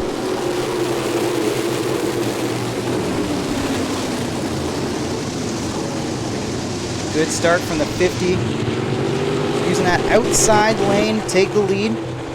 Staley putting the power down. Coming down the front stretch. He'll lead lap 1 cleanly away from Young. Andrew Marshall took a trip into the moat and finds himself out of a transfer position now. Dave McKnight gingerly pedaling around the bottom trying to advance some positions. It's going to get crowded for that battle for 6th, Craig. Yeah, I think it is very quickly. Right now the battle is for the 2nd spot as Trevor Young has it. Brian Nanakoke rim rides around. He'll grab the runner-up position over Young, and then it's Derek Miller back there in the 4th position. Unofficially, Brian Nanakoke is one of the more experienced sprint car racers now we have in the field. He's using that experience too, pushing it on the high side through 1 and 2. Not afraid to get up there and so far being rewarded with it, but here comes the 51 of Young to challenge for that 2nd spot once again. Derek Miller right in the thick of it. Noel Teal having a good solid run, staying in the transfer position. And then it's Lance Erskine right now in the Burger Barn Ace 1 construction, number 48, holding down that 6th and final transfer spot. Dave McKnight, 1 spot out. It's a nerve-wracking position for young Lance Erskine, third-generation racer, as we got one way up the track in turn 4. That's Marshall in the 48. He's able to gather that car back in, but we're about to have a battle for the 6th spot. McKnight trying to track down Erskine. They work into 3 and 4. Both use about the same groove, but Erskine slides up the racetrack a little higher, and he gets off the corner a little bit better, and he's going to gap McKnight, stretch things back up to work into 1 and 2. Across the line, Adrian Staley leads the way over Brian Nanico, Derek Miller, Trevor Young. That's the top 4. Noel Teal solidly in 5th. And Lance Erskine holding down the 6th spot, but Dave McKnight is there within a couple of car lengths, closing the gap again down at 1 and 2. Lap traffic is going to be a factor for our race leader. I think behind them they might be all right, but Staley is definitely going to catch the back end of this field, as McKnight is hoping he's going to catch the back of that Burger Barn number 48 of Lance Erskine. It seems like McKnight really makes up a lot of time on Erskine on corner entry, but gives it all away from about center off. So that kind of yo-yoing effect has not allowed McKnight to get close enough to really strike and put the pressure on Erskine. Right in front of the leader is Andrew Marshall, the handful of race car. As the leader goes by the stripe, it's 2 laps left to go. Staley over Brian Nanicoke and Derek Miller. Trevor Young and Noel Teal going at it now for 4th. Yeah, Teal and Young battling side by side. I don't think either one of them really wants to be, as Lance Erskine, again, pulling away off the corners as Dave McKnight closes in going into the turns. Watching underneath the white flag, Teal and Young still battling. And Young's moved up the racetrack using that outside groove, while our leader works into 3 and 4 for the final time. Adrian Staley will pick up the win as Andrew Marshall has troubles right at the start. Finish line, Brian Nanico 2nd, Derek Miller 3rd, 4th, Trevor Young 5th will go to Noel Teal, 6th at the line. Lance Erskine, the final transfer spots. Dave McKnight, Tyler Powell, Shane Stickle, along with Andrew Marshall and Eric Van Every will be done for the evening. Just want to mention Lance Erskine was the big winner last night in the Outlaw class at Little Middleton Speedway, so still running his micro sprints, and picked up the win last night in that Burger Barn Ace 1 Construction 8-Kin Motors number 48. Before we get going with our Glow and Go tanning 4 cylinders, a little housekeeping for the crowd in-house at Merrittville Speedway tonight. If you bought yourself a 50-50 ticket in support of the Thorold Firefighters Association and the Thorold Legion, your winning ticket number 04505. 04505. That is a winning ticket number for $560. Head on down to the Merrittville Speedway front stretch and you can collect your winnings in the tunnel.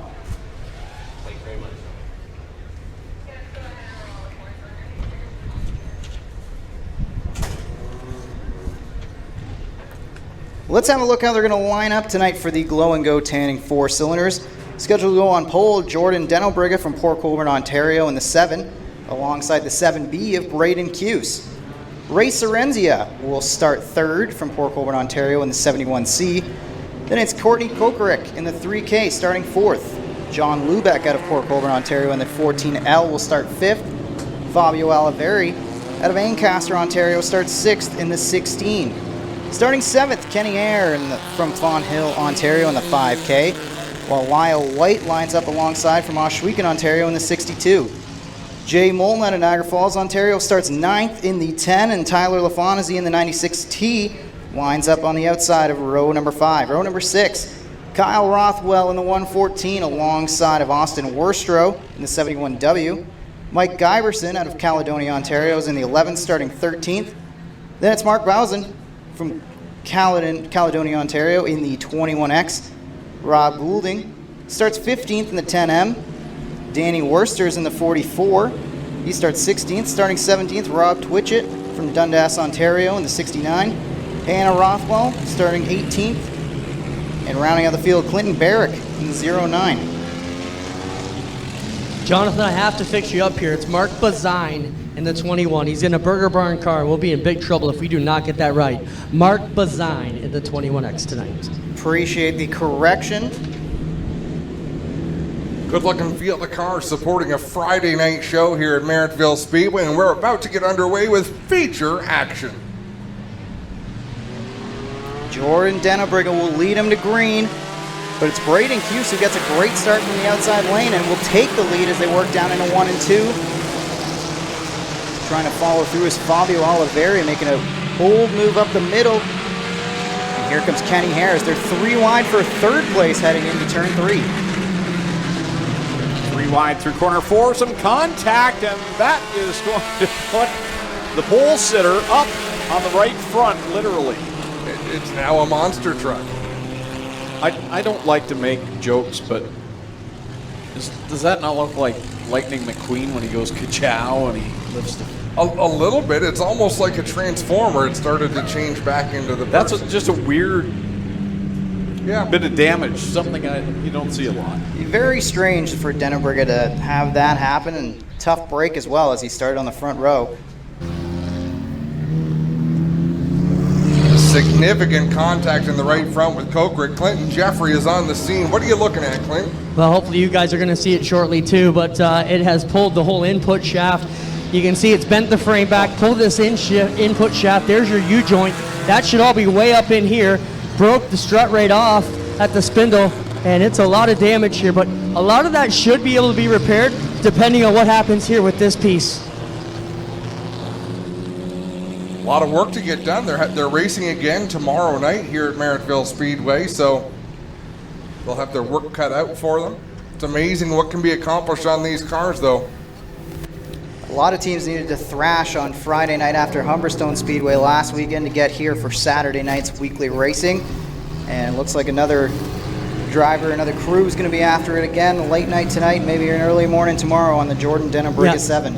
I don't know if Spencer can take this shot again, but in here there's a lot of mechanical stuff that's gone wrong. You got the input shaft here.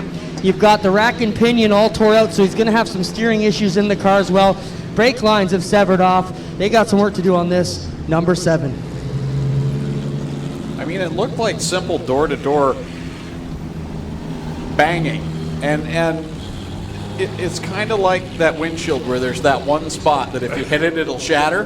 That was that one spot that would shove the entire right front underneath the car. Well, the problem here, though, guys, is, if you're turning back to the right to counter steer, and then you get into somebody and that wheel's kind of hanging out of the fender, it's not hard to just rip it back and pull out the axle and the steering and the brake lines and all that. So these front-wheel drive cars can be difficult when it's always the drive line, the brakes, and everything else associated with it. I almost wonder, I'm pretty sure in his heat, Dennebrigge took a pretty solid hit to that side with another car, maybe made some contact. And you almost wonder if maybe something got weakened from that first contact and then we had a full break here in the feature. And that quite often happens, Jonathan. That's definitely a possibility as we see the Dennebrigge number 7 getting towed past our location. It's like the Larry McReynolds cutaway car now. Definitely giving you a great shot of what it looks like to work on one of these 4-cylinders. Not too different from maybe the 4-cylinder you might have parked in your driveway, but I wouldn't want to bring your 4-cylinder out here to the racetrack on a Saturday night. The main difference is with my 4-cylinders, I just take it to somebody else and say, here, fix it. If you're in the area tomorrow morning, you wake up and the right front suspension on your car is gone. Don't call the Dennebrigges. Totally coincidental. So Cuse is going to be the control car here as the lights are out on the U-Pick Auto Parts SLM Recycling Merrittville Speedway Mini Cooper. Pretty cool little pace car we got here at Merrittville Speedway. And don't look now, but here comes Kenny Hare on the outside as well. He's already moved up.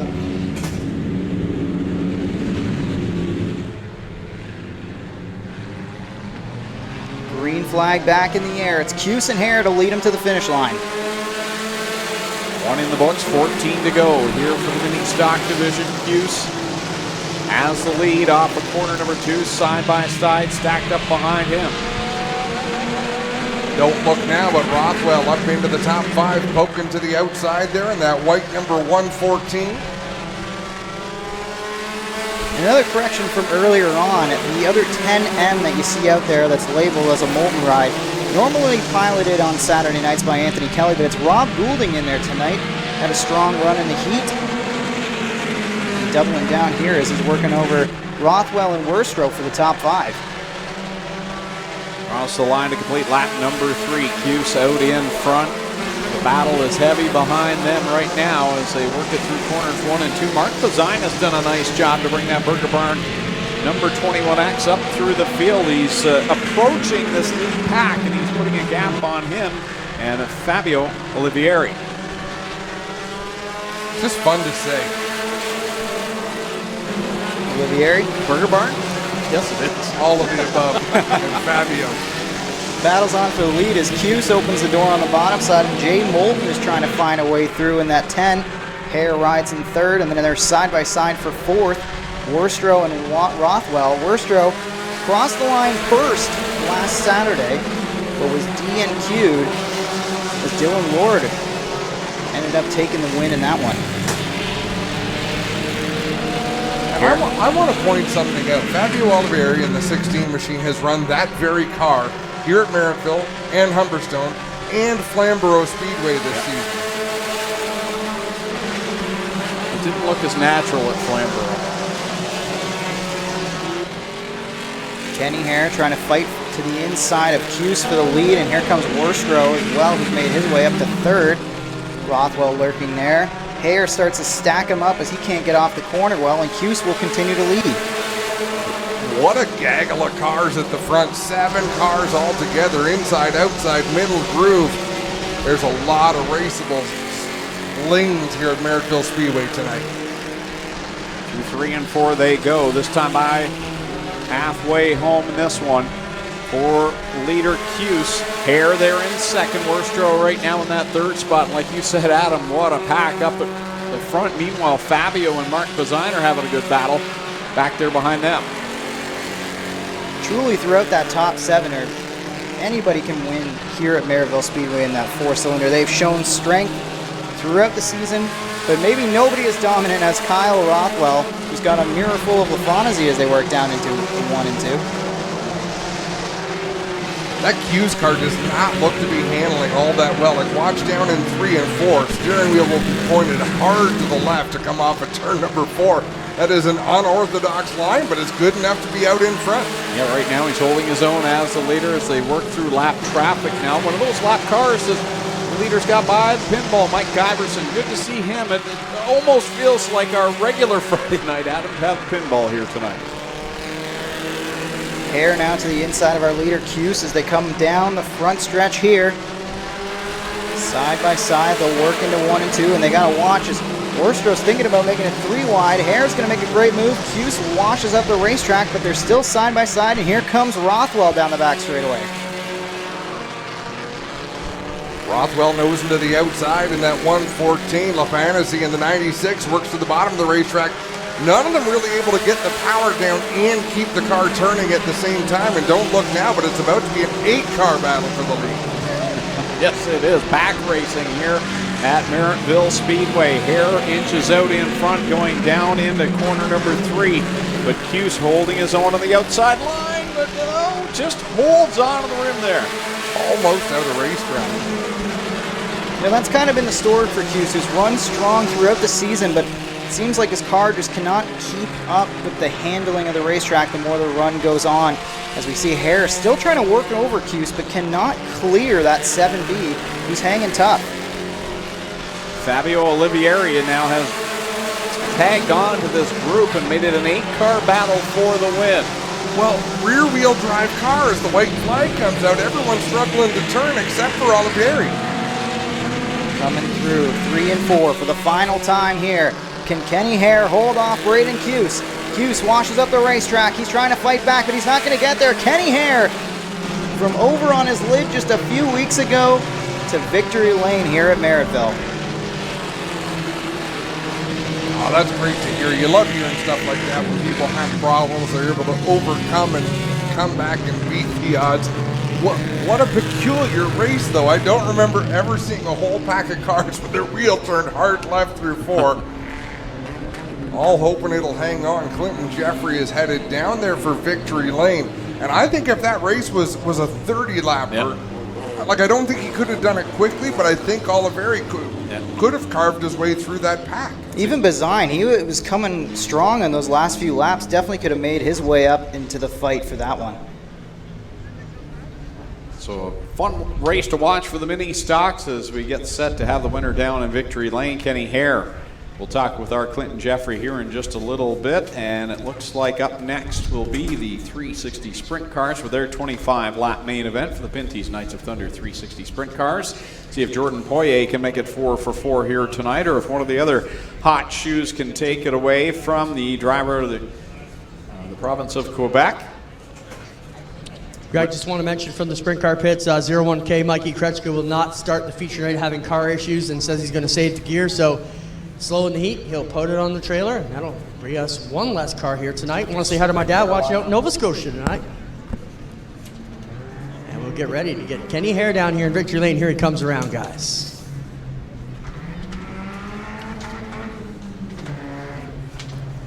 Kenny Hare comes down to celebrate. He did something I'll never do. Won by a hair. Well, Kenny Hare down here, no helmet, no belts. This is how we like him to get into victory lane quickly, and he's out, ladies and gentlemen. How about it? Merrittville Speedway for Kenny Hare gets it done here tonight.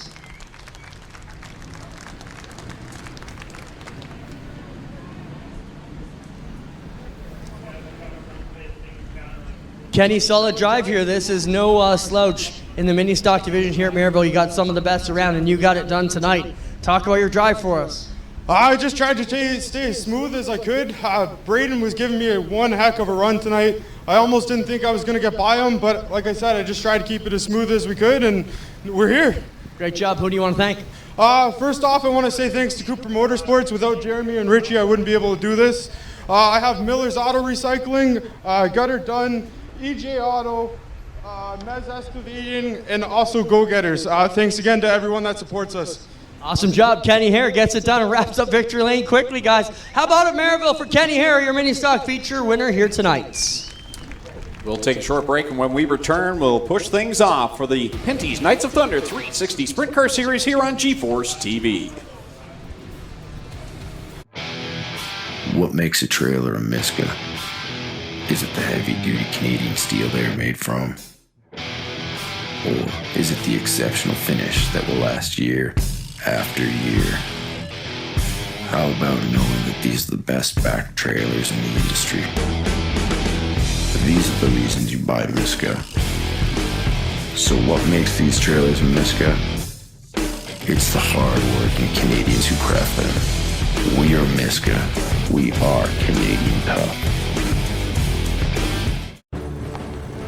A guy like this, who relies on his truck for work, knows that his truck will take care of him if he takes care of his truck.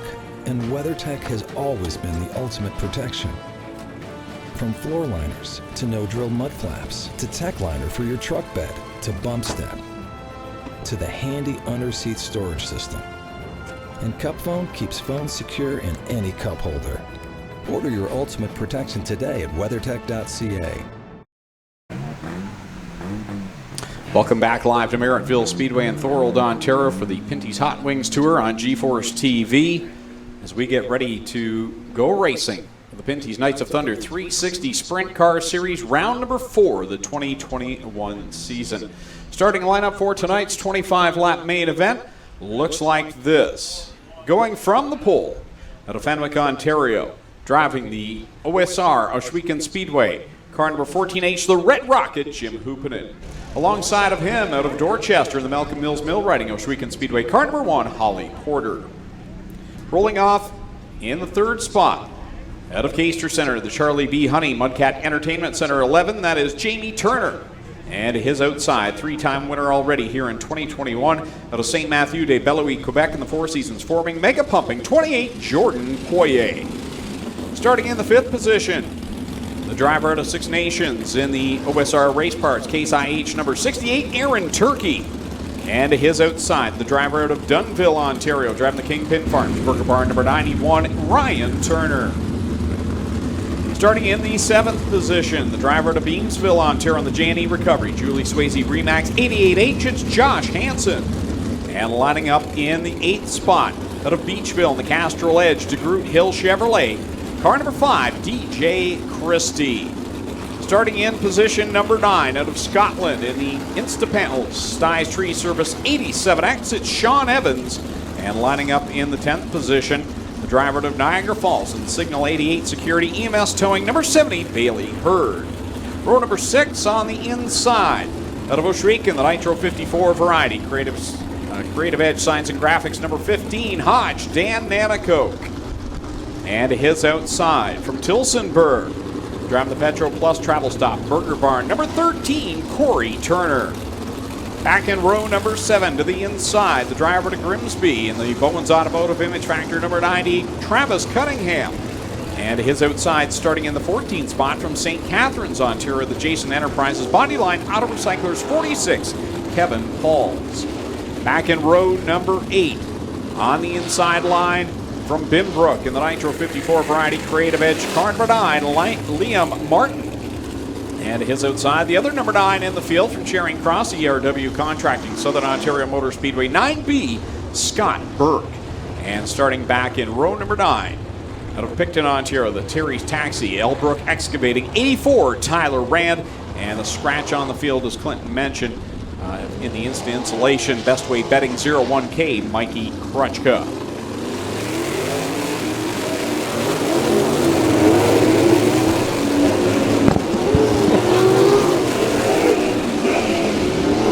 Well, tonight, Greg.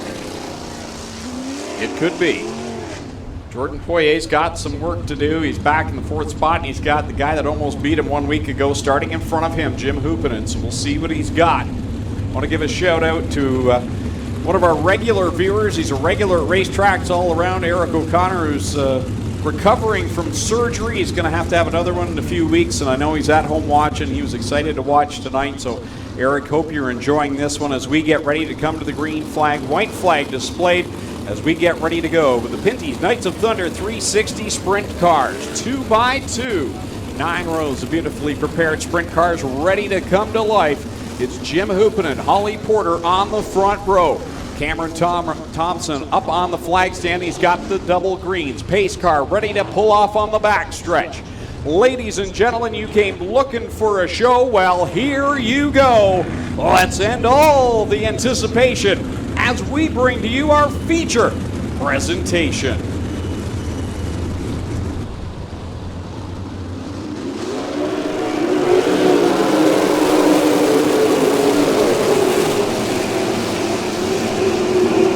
Holly Porter did not get a good start. Almost gifted that second position to Jordan Poirier. She got on the loud pedal. The car shot out from under her up the outside.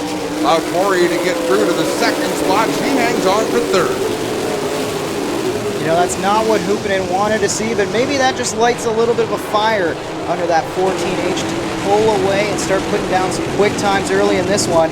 But Poirier already showing to the inside. Good battle for the 3rd spot. Ryan Turner, he gets down to the inside of Holly Porter, takes the spot away. Around the outside comes Jamie Turner.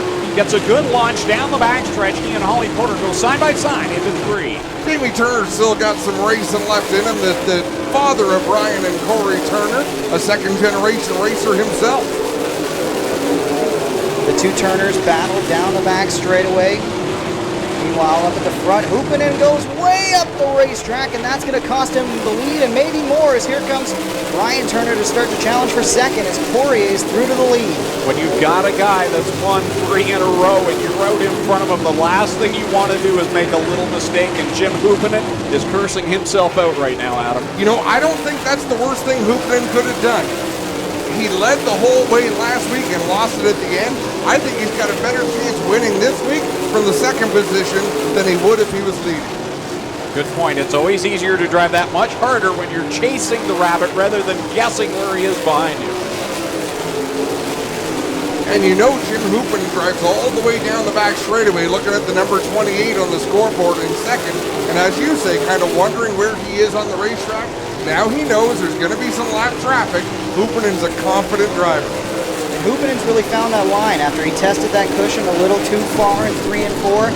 Now he's found maybe about a half lane lower through 3 and 4, and he's definitely not letting Poirier get away.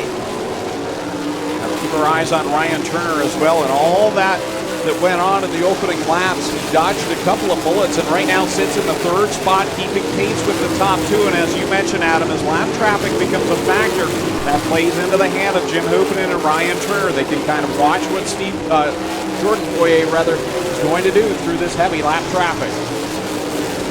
One thing Jordan Poirier has going for him in the lap traffic is he is very young and very aggressive. You know, you don't know what you don't know, and he is hammered down. Impressive to watch as he went around Scott Burke and then checked up, almost cost himself his right rear. I think that's what Poirier needs to do. He has to keep up with the aggressive lines that he's running, keep the momentum going, because the more he slows down to get around these cars, that's going to allow a veteran like Hoopinen, who knows how to get it done at Merrittville, to get a big moment on the front stretch. Oh, that was a major moment right there. And Aaron Turkey, Jamie Turner, and Josh Hansen somehow all came out of it clean. Maybe not their underwear, but the rest of their cars did, as that was an uh-oh moment down the front stretch. I believe we're seeing Jim Hoopinen start to close in a little bit on race leader Jordan Poirier. He's gone to the outside to get around a couple of slower cars. There's not a lot of wiggle room there. Hoopinen moves into about half a straightaway, but Poirier gets through that slower traffic. Cross flags out halfway through this one as the leader works into corner number 3. He's got 2 lap cars between he and Jim Hoopinen, then it's Ryan Turner right behind him, the third spot. They put a big gap back to the 4th place runner, who is now Aaron Turkey. Hoopinen looking strong on that outside, but that lead is stabilized. Poirier doesn't really have too much lap traffic in front of him right now. He's got a little bit of clean racetrack to work with, but Hoopinen makes a great move off of 4, clears 2 lap cars, and now he'll start to close in on Poirier again. Hoopinen's doing better in clear traffic than he was in traffic. He's closed in on a race leader. Here they come. This time it'll be 9 laps left to go. Jordan Poirier leads the race over Jim Hoopinen. 3rd right now, Ryan Turner. 4th is where we'll find Aaron Turkey. 5th is Jamie Turner as the battle for the lead is closed. Hoopinen is there. Works the middle to high groove. Out of 4, puts the power down, comes across the finish line just a couple car lengths behind Poirier. Poirier slow through 1 and 2, and here comes Jim Hoopinen side by side down the backstretch just for a moment. I'm not sure if that was close enough for Poirier to be able to hear that Hoopinen's there, but man, oh man, I think it was. He came up a little bit higher off of turn number 4, but still leaving that outside groove for Hoopinen to run. He'll use it to the lead. Side by side into corner number 3, lap traffic right in front of Jordan Poirier. Jim Hoopinen plays that lap car, and he'll grab the lead off of corner number 4. What a great job using the 90 as a pick through 3 and 4. Down in 1 and 2 is where Hoopinen is really making his time, and that's where he actually stretches out over Poirier just a little bit as they work into 3 and 4. The brake rotor glowing on the Hoopinen 14H as he's up into the moat. Here goes Poirier to the lead. Wow, nice job by Jim Hoopinen. Get back by on the outside line. This time it'll be 4 laps left to go for the Red Rocket. Jordan Poirier all over him as they work it off the 4th corner. They've got a huge pack of lap cars right in front of them. And Hoopinen swapped lines. He went to the bottom of the racetrack, and oh no, I believe he made contact with Poirier in the right rear of his car. If last week's performance gave Jim Hoopinen nightmares, he's not going to sleep this week. Well, Adam, you called it there. You know, you said it at the beginning of this race. He probably had a better chance to win tonight. And he shows that Poirier is beatable. He came back, chased him down, got around him. But you're right, nightmares for 7 more days for Jim Hoopinen. Now, I thought he made contact with the Poirier machine. Let's have a look at the replay. Down into turn 1, Hoopinen to the inside, slides up. No. I think he just burned the top. Now, unless, could Poirier's wing have taken the air off of just giving Hoopinen a different feel that time through too, but it was a different line than he'd been running all race long. It almost looked like Hoopinen was doing everything he could to not make contact with Poirier, and that might have just sucked the 14 around. What a tough break, because it's so confusing too, because he went to that inside line after making so much headway on the outside of 1 and 2, and then you almost wonder if just he wasn't used to running down low there. No, and maybe it took him the whole, oh, look at this from the drone. Down into turn number 1 from our drone shot. Hoopinen drives it deep. Now there was no problem with the air there. What a great battle. What a great battle between these two. I mean, this race is not over. There's plenty left to come. I believe Hoopinen's pulling back into his position ahead of the lap down cars, behind the lead lap cars. Jordan Poirier going to lead the way on this restart. Hoopinen spent the whole race figuring out how to run the cushion, and he made some mistakes. I almost wonder if he thought Poirier wouldn't be able to. Like, if he goes to the bottom and forces Poirier up to the cushion, he won't be able to figure that out in the couple laps they had remaining.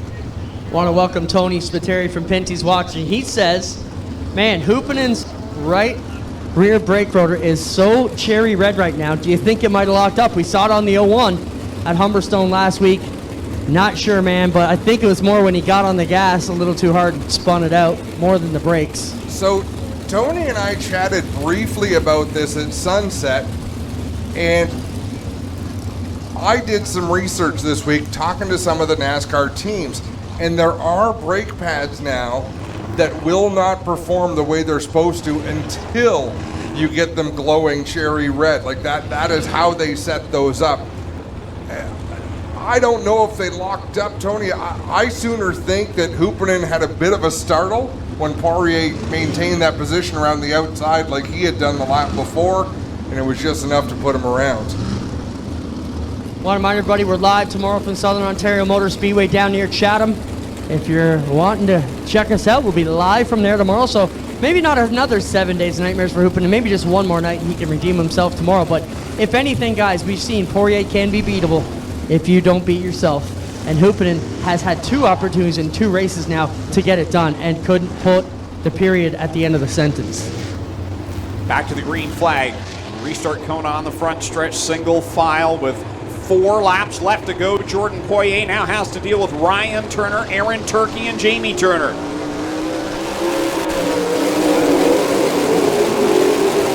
Ryan Turner drives it to the inside in 1 and 2. Aaron Turkey keeps it wound up on the high side.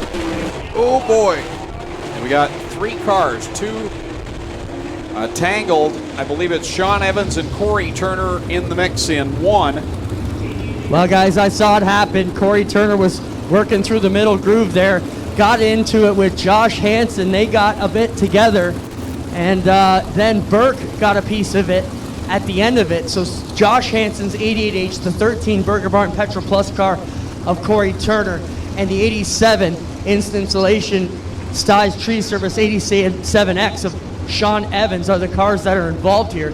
That's not how Corey Turner was hoping to get some TV time for Jay and Celeste, who I don't believe are here, but hopefully they're watching. And hopefully they aren't watching this one.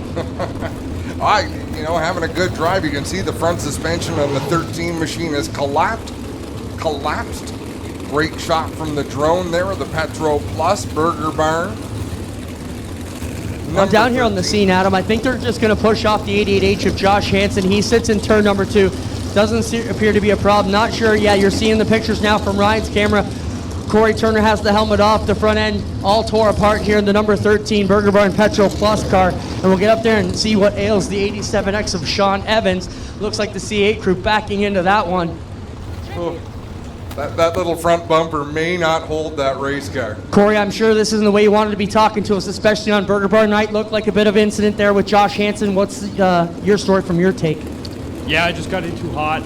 I thought he wasn't gonna come down that quick, and I got in the side of him and then neglected Sean. So, yeah, just a big thanks to Jay for putting the money up for this deal. Love to go racing. Border closed has made it hard, and we'll come back and get him again tomorrow. Thanks for your time, Corey. Thank you. Corey Turner gives us a good interview there, guys. Tell us what's wrong, and tough break for him here with the Burger Barn crew.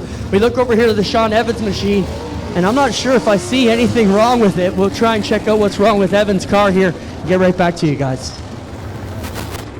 Well, we talked about earlier on not making a mistake to try and beat Jordan Poirier on the track in a race. Well, for Corey Turner, this is going to doubly hurt because he's second place in the standings coming in to this race. So he's going to lose some more ground if Jordan can continue on his pace right now. And it's good news for guys like Jim Hoopinen and Ryan Turner and Travis Cunningham that can maybe jump over Ryan Turner going into the next round tomorrow night at Southern Ontario Motor Speedway.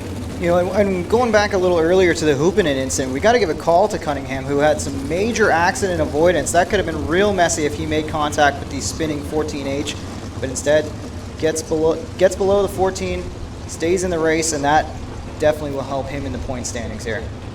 Well, guys, the Sean Evans 87X appears to be all right, but he got a piece of that to the point that the right side radius rods and the front axle just tweaked back a few degrees. So he asked me if it was raceable. I said it's not going to handle, but take it in there and your crew will look at it and make the decision. They have 2 minutes from the time they get to their trailer, which is right now, guys. So we'll go to the 2 minutes and we'll see where we're at. So unfortunately, we haven't been able to have live timing and scoring here for our home viewers, so we'll run down where everyone's at this point. Is Jordan Poirier leading the way over Ryan Turner. Third right now is the 68 of Aaron Turkey. Fourth, the 11 of Jamie Turner, and fifth is the 1 of Holly Porter. Sixth is where we find the 9 of Liam Martin.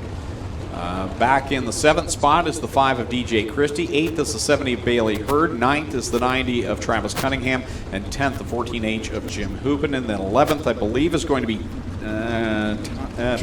it would be Josh Hansen because he's still on the lead lap. Then you've got Tyler Rand and Dan Nanico laps down. And we've got Scott Burke around up in corner number 3. Not sure where he shuffles into this, but gives you a bit of an idea where everyone's at right now with 4 laps left to go. We've seen some great racing. I mean, drivers having to choose where they wanted to be on the racetrack, work around some slower traffic.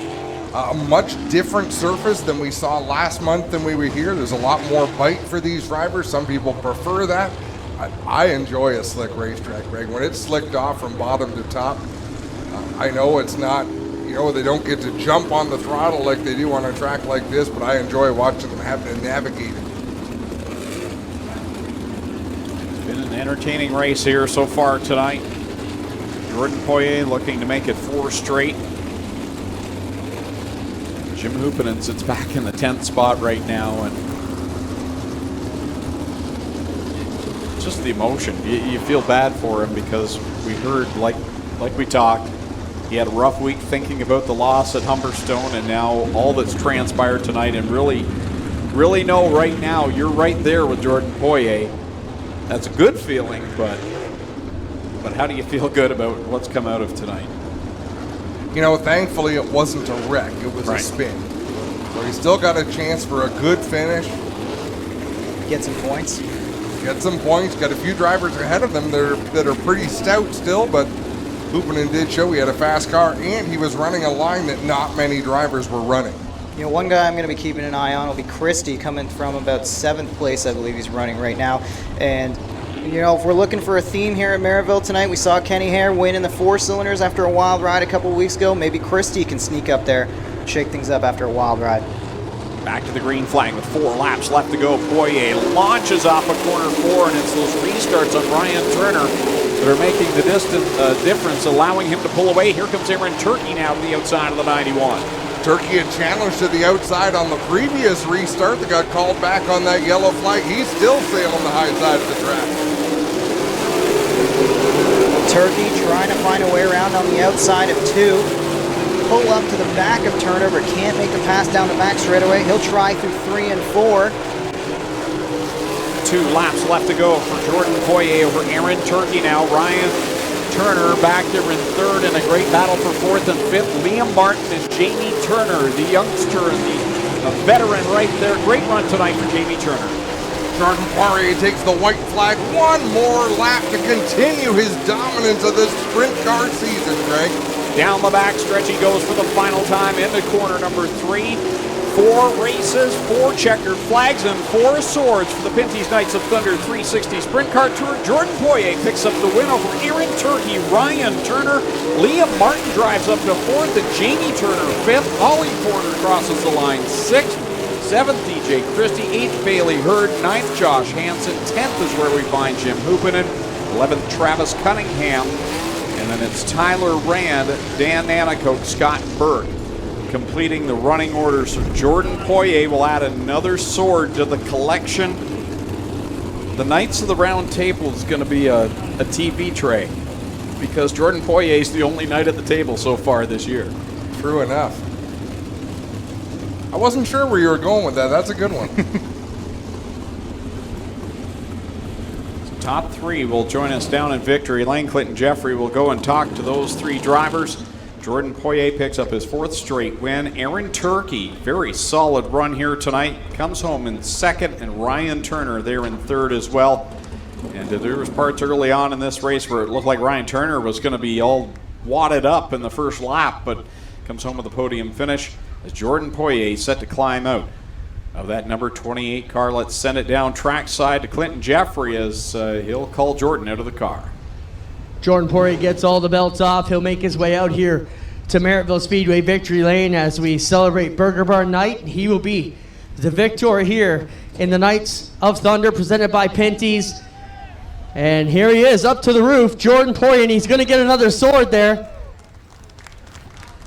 And we'll get him around and talk to him. Well, Jordan, are you guys having sword fights yet? 4 of you guys could be hurting each other in the backyard with these trophies, but I think the deal is 5. We're going to have to figure out how to turn into a ceiling fan for you, but what a drive for you. You've shown in 2 races that you are beatable. Hoopinen had you twice in 2 races, but made mistakes and you capitalized. Well, yeah, when you got to the front too quick, it's almost too difficult to figure out where's the good line. When Hoop showed me the outside, I had a super good car on the outside. I could roll in. Probably better than him. I just got slid and I didn't want to touch with him, so he kind of slid me into 1 and 2, so I said fuck it, I'll go again, and I don't know what happened to him, but yeah, my car was really, really good on the outside. On the inside, can't thank my guys enough. Mathieu and Canard come with me. It's a long drive for us. We're only 3, so we're pretty happy to bring the checker home. Let's tell these fans at Merrittville how long it takes you to get here, Jordan. It's a big story that you're coming as far as you are to try and claim these swords every week. Yeah, today we were lucky. We didn't have too much traffic in Toronto, so it was 8.5 hours to come here. So yeah, it's pretty wild, and I want to thank Pinty's to put this on. Anthony, it's really awesome to have a series in Canada that strong. All our sponsors, Coffrage 4 saisons, Pompage Méga, Staller Ventilation, Béton Provision, Remex, c'est vraiment des gens incroyables. Thank you. Tony says since you're coming here so much and he's going there so much, he's just going to jump in the hauler and you guys can commute together. Yeah, he's allowed to come with us anytime he wants. Give the sword over your head. Let the fans have a good look at it. Jordan Poirier grabs his 4th Knights of Thunder sword this year. He is absolutely unbeatable so far and been picture perfect in 4 races. We'll get over here and talk to 2nd place, Aaron Turkey. Aaron, you were coming back at the end there. You got to be pretty pleased with a 2nd to a guy like Jordan the way he's been running. Your car came on at the end. Yeah, I came on the end right there. It was pretty good through the top. I knew I just had to stick to the top there. It was a little tough getting around some guys, but it was fun racing. The car really came in, but I think on those long caution laps, I think the bleeders let down. So the car got a little tight at the end, but it was good to go. Any night you can roll it back in. Good luck. We'll watch for you tomorrow, Aaron. Yeah, I know. I got to thank my sponsors, Buck Down Boys TV. I got to thank Enrium. I got to thank Ashwika Speedway, GSR, OSR, and all the team that's helping in the pits tonight. We got a lot of help, so they really dialed the car in tonight. So, got to thank them.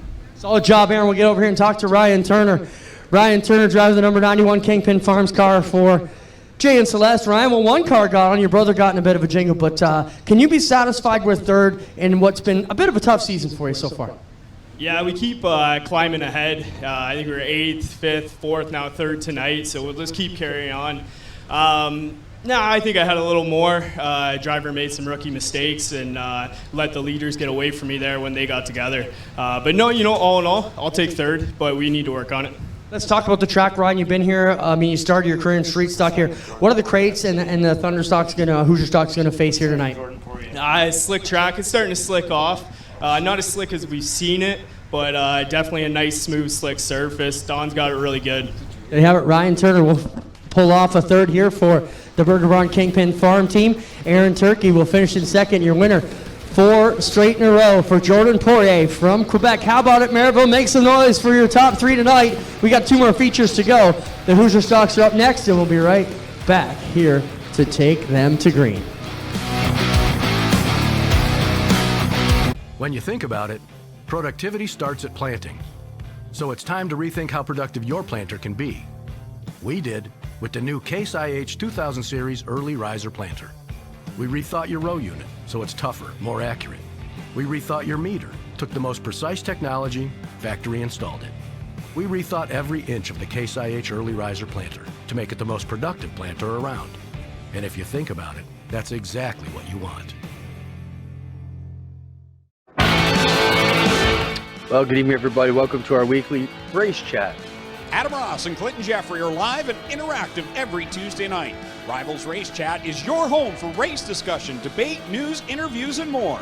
They'll even take your questions and comments live on the air and talk to some of the newsmakers each week. Tune in every Tuesday night at 8 p.m. on GeForce TV.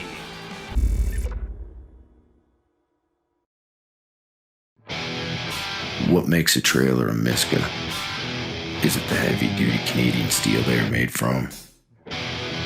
Or is it the exceptional finish that will last year after year?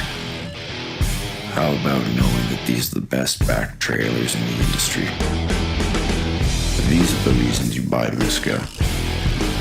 So what makes these trailers a Miska? It's the hard-working Canadians who craft them. We are Miska. We are Canadian tough.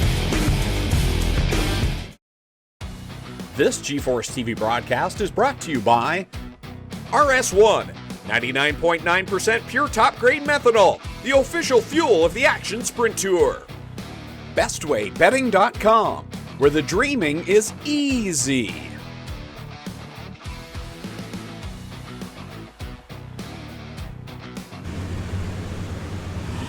Welcome back live to Merrittville Speedway on GeForce TV, set and ready to go with a Hoosier Stock feature event. Let's take you through the starting lineup. On pole in this one, Go Fast Teeple out of Thorold, Ontario in the 11, alongside young Donnie Lampman from Caister Centre, Ontario in the 28D. Starting third, Zach Leach from Port Robinson, Ontario in the 108. Dave Small is in the 7X out of Port Colborne, Ontario. Starting fifth, Clinton Nichols from Hamilton, Ontario in the 43C, and alongside Ryan Beagle in the 84RK. Starting seventh, Mark Fawcett in the 32. Rob Murray in the M1 starts 8th. Starting 9th, Logan Schwedick out of Jerseyville, Ontario in the 53. Starting 10th, Dave Bailey out of Hagersville, Ontario in the 49. Starting 11th, Jim Lampman from Caister Centre, Ontario in the other 28 in the field tonight. Then it's Mike Thorne representing Burger Barn here in the 55. Starting 13th, Adam Plazik in the Caister Centre, Ontario 41. Starting 14th, Devin Bacher out of Hagersville, Ontario in the 3B. Starting 15th, Rob General from Six Nations, Ontario in the 44. Jeff Larmett will roll off 16th out of Thorold, Ontario in the 601. Kyle Wirt in the 19 rounds out the back of the field alongside of Casey Huffman out of Brantford, Ontario in the 13. It's the starting lineup in what should be a fun Hoosier Stock feature event. How about Bubba Hot Shoe? Does that work? Is that like a combination of a couple of things? I don't like it. Okay. I don't love it either, but maybe tonight's the night. You know, ran very well in the qualifying heat. How about this, guys? You know, the season series has been 3 for Dave Bailey, 2 for Rob Murray. Adam, you take Bailey. Greg, you take Murray, and I'll take the field. I usually prefer an underdog. Like I like the underdogs. Although I love watching Rob Murray and Dave Bailey duke it out and rub wheels. I think it's Logan Schwedick's night. He looked pretty stout out there. I'm still liking the 32 of Fawcett as well. My sentimental pick, I'm gonna pick him, Clinton Nichols. Bubba Hot Shoe. If he wins, if that nickname sticks, you're never gonna hear the end of it. I think Daddy's money stuck. I think it's right. Who'd have seen that coming? I think it's got a ring to it. Lights out on the U-Pick Auto Parts SLM Recycling Mini Cooper pace car here at Merrittville Speedway. Teeple and Lampman to lead him to green. Initial start of the race, so front row fires together at the orange cone in 4.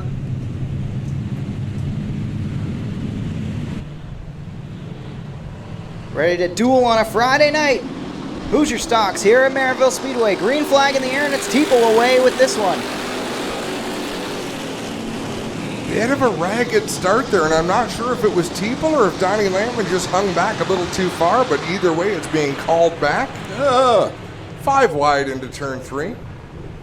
That's pretty normal for Hoosier stocks here at Merrittville Speedway. Under green, under yellow.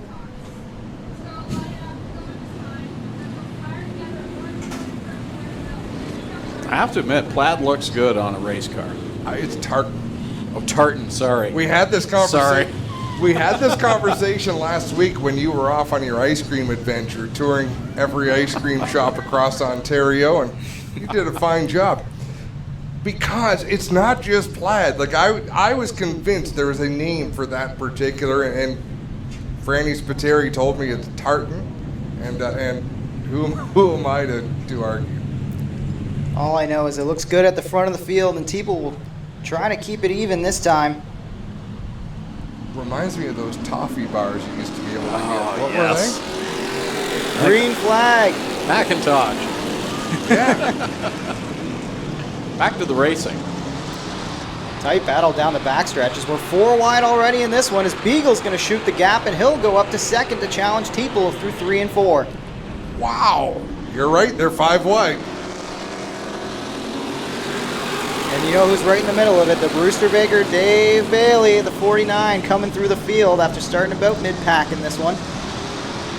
Work to the outside of Bleach, down the back stretch, right on the deck lid of Rob Murray. Now pulls alongside of him as Small will go up the banking in corner number 4.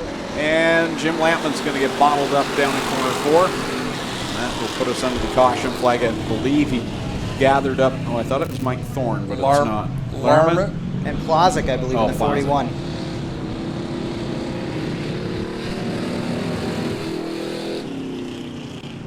Plazik backs away from the scene. He'll drive off.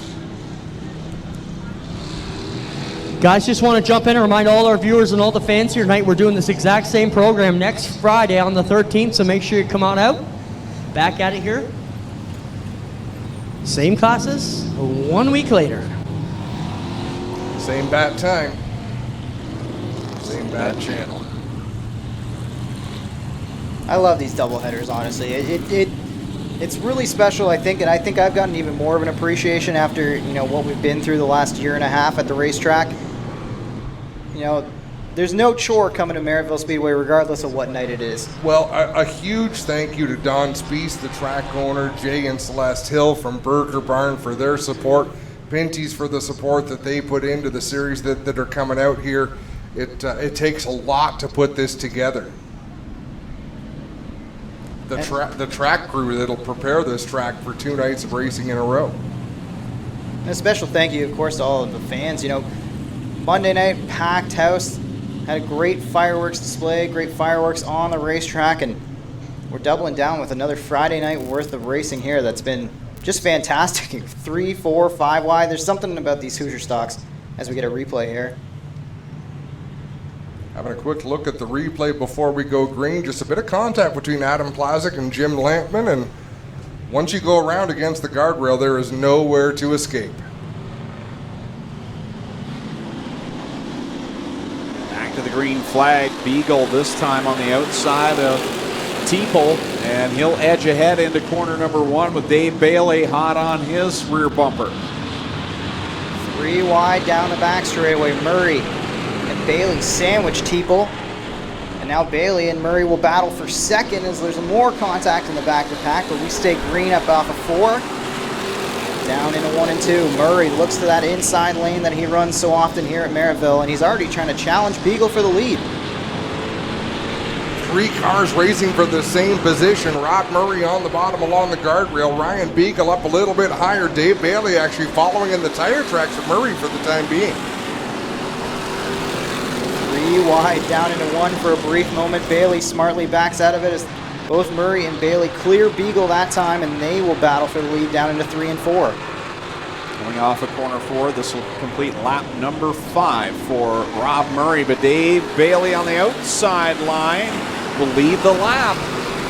Edges in front of the M1. Ryan Beagle back there in 3rd. Teeple and Fawcett side by side for 4th and 5th. Behind them, Dave Small trying to hold off Logan Schwedick in the 53. Bubba Hotshoe looking for a line to run. He'll take a look to the inside out of 4. Don't look now. Here comes the 32 of Mark Fawcett. It is through to 4 as we've got, looks like Lampman again involved in a caution, and we are back under yellow here, the Hoosier stocks. Casey Huffman involved in the 13. Not sure how much debris was left down there. Huffman takes it to the pits. You can kind of see, I think that's the bumper hanging off the back of Lampman, as that's the second incident he's been involved with tonight. Every time they restack this field, it's opportunity for these drivers to try to pick up positions. But guys, what I see hanging off that left side is the body work more than the bumper, I believe. I think it's the lower skirt just behind the left rear tire that's flared out a bit. I don't believe that's a big hunk of the bumper hanging off the back end of the Lampman 28. Thanks, Clinton, for the eye down there. Lights out on the pace car. We'll line him back up. Story is set for another classic Murray-Bailey battle this season. But don't count out Fawcett, who now lurks there in 4th. And we'll see if Beagle can get back into the mix here.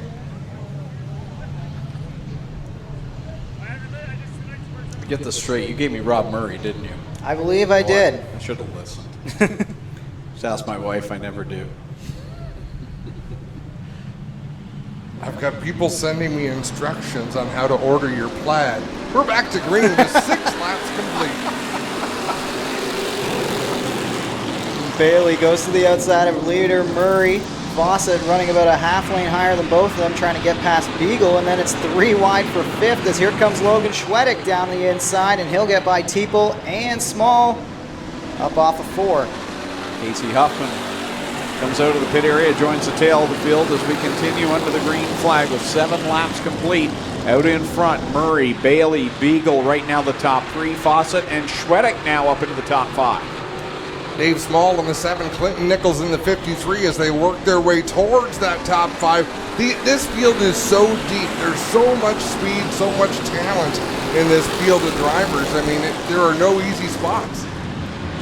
Hotshoe is burning down the avenue, as Van Halen might say, trying to get by Small. Here comes Nichols, trying to clear that 7X as we got a battle for the lead up off of 4. Bailey to the inside of Murray.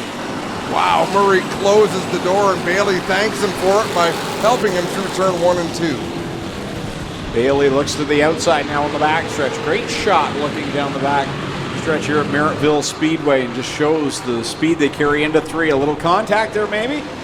Hard racing between our leaders right now. Murray loves that inside line right next to the rail. Bailey likes it too, but he usually runs about a half lane higher. So with Murray down low, it forces Bailey up high, and he's going to have to find a new way by. That might just be using the bumper. Well, Dave Bailey has shown he has a variety of different ways to win races. We've seen him get physical. He can run as clean as he needs to.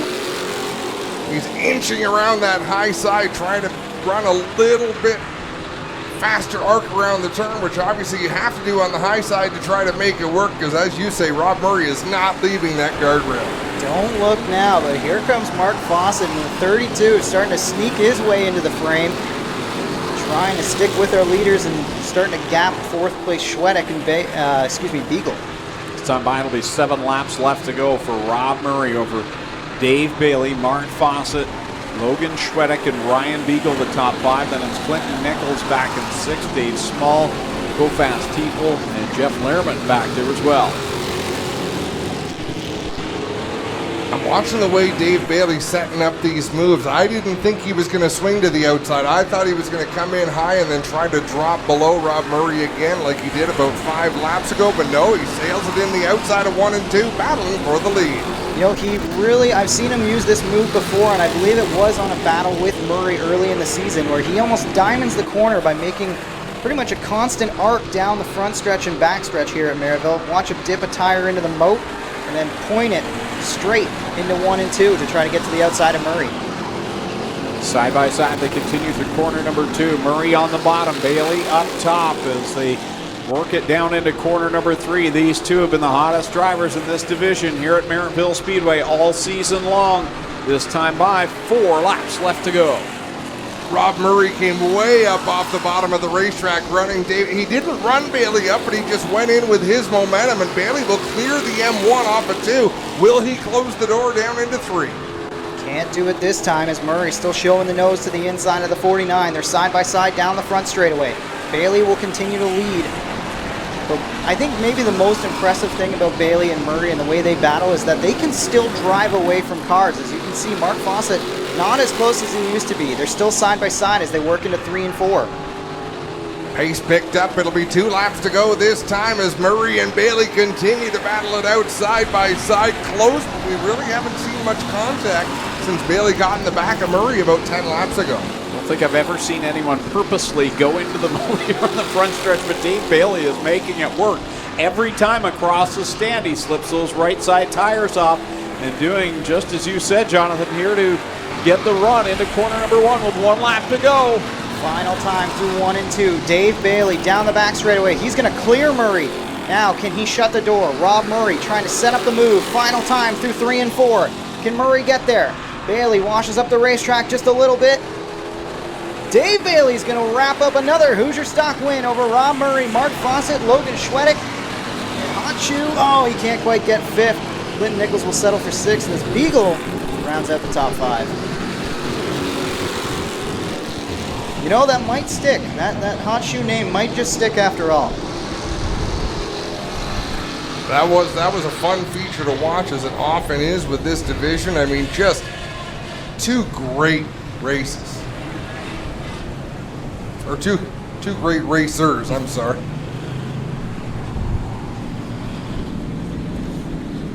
So Dave Bailey will go across the scales over in the pit area and bring it down trackside in just a moment to talk to our Clinton Jeffrey. And that puts the season series 4-2.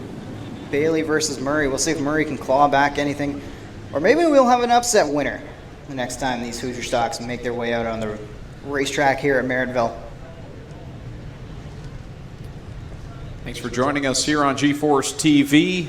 Again, tomorrow night for our online viewers, we'll be down at the Southern Ontario Motor Speedway with the Pinty's Knights of Thunder 360 Sprint Car Tour, plus late models, UMP Modifieds, Mini Mods, and street stocks down at that newly reconfigured facility down near Chatham, Ontario. And it should be a good one. And then G-Force returns on Sunday night at Humberstone Speedway for the All-Canadian rain date. From the Sunday show last week. It will be Sunday night at Humberstone Speedway right here on G-Force TV as Dave Bailey brings it down to Victory Lane here at Merrittville Speedway, and we'll send it down trackside with Clinton Jeffrey. Thanks, guys. Wait for Dave Bailey to get out. Want to remind everybody, Sundance Power Cleaning put up $5,000 for the next race. We'll see who can capitalize. Can Jacob Dykstra win 2 in a row and take home $10,000 in 7 days? We will find out here shortly, but we got business to attend to in Victory Lane as Dave Bailey returns back to a place he's been many times in this QueenstonChev.com Jibs Action Sports number 49. Brewster Baker out of the car. How about it, Merrittville 4? A multi-time champ here at the D-shaped track, and Dave will come on around and talk to us. Dave, what a great battle you had there with Murray. I mean, you guys raced so clean with each other, at least it looks from our perspective. You're fast enough that you guys are still dicing. You're pulling away from second. You know, are you playing a crowd game with him on the outside, trying to crowd him down? It just looks like you guys are having fun. Yeah, I got into him in the first couple laps, I guess, when I got up to his bumper. He was doing whatever he could to kind of stay on the bottom, and that was his lane, so I had to find a way around. And, yeah, you get up on the outside of him, and you stay down on their door so they can't get a good run off, and then I could get a run off, and I don't know, that's the way it should be. That was fun. He never tried to wreck me, and I don't know, that was just an awesome race. Let's talk about your line, Dave. They were marking up in the booth about it, kind of diming that corner. You're driving straight into one, not turning to the last minute. You look like Danny Johnson out there from the days. Yeah, just you kind of got to go where they ain't. He ain't going to give up the bottom, no way. You ain't getting underneath Rob Murray, and just running across to the moat like the old days. It was pretty awesome. Tell us who gets you here, Dave. Tonight I only got Mark with me, so really appreciate his help. My dad and Lucas at home, Queenston Chev, Transaxle, Jibs Action Sports, and Rolly's Rotary Ditching. Congrats, Dave Bailey wins another one here at Merrittville, fans, and gets it done. We'll be right back live here on G-Force TV with the Crate Sprint feature. It's Burger Barn Night at Merrittville. We're ready to give away JP's $5,000. We'll be right back.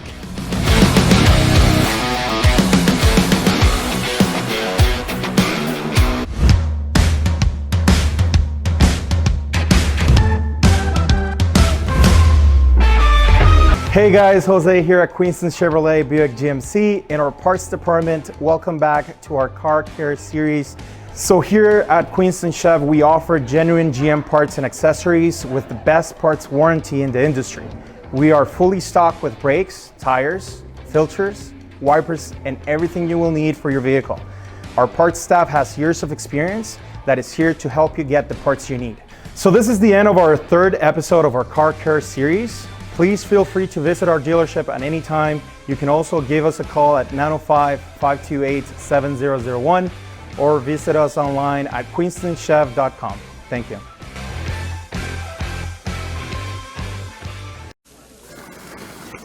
There are a lot of things in this world that are fake. Your food shouldn't be one of them. Pinty's Man Cave Chicken Wings. Authentic food for real people. Crave the cave, friends. Pinty's Man Cave. This G-Force TV broadcast is brought to you by WeatherTech Custom Cut Floor Mats and Vehicle Accessories. Visit them online at weathertech.ca. Pinty's, making great food fun.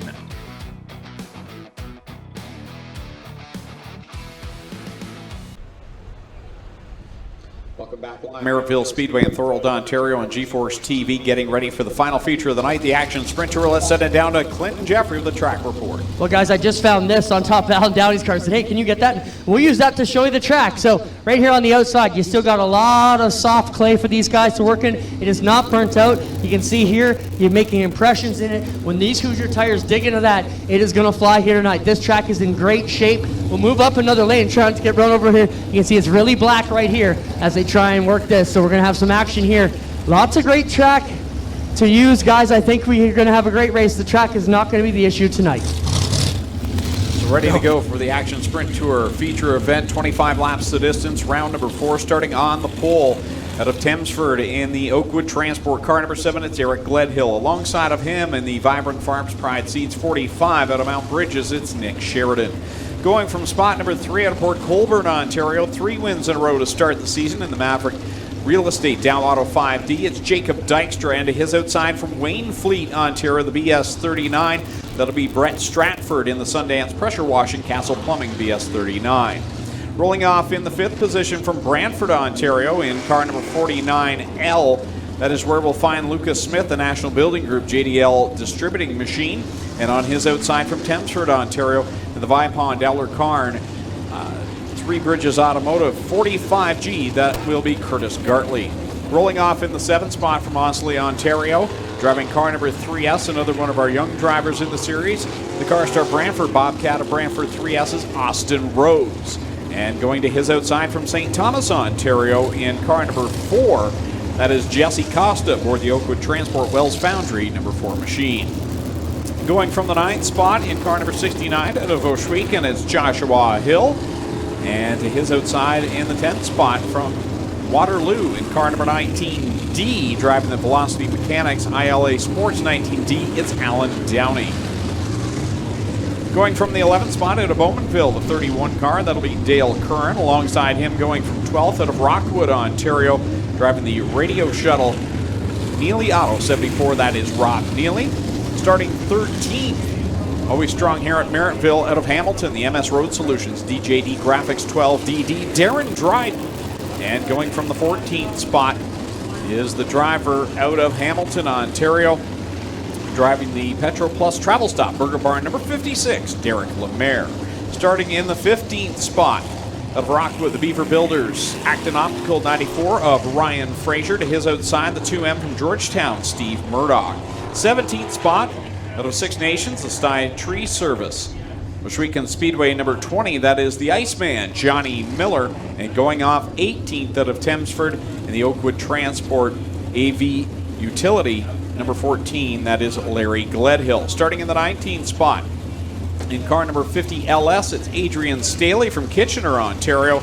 And to his outside, going off in the 20th spot out of Oshwekin, Canada Fuels car number 9C is Brian Nanico.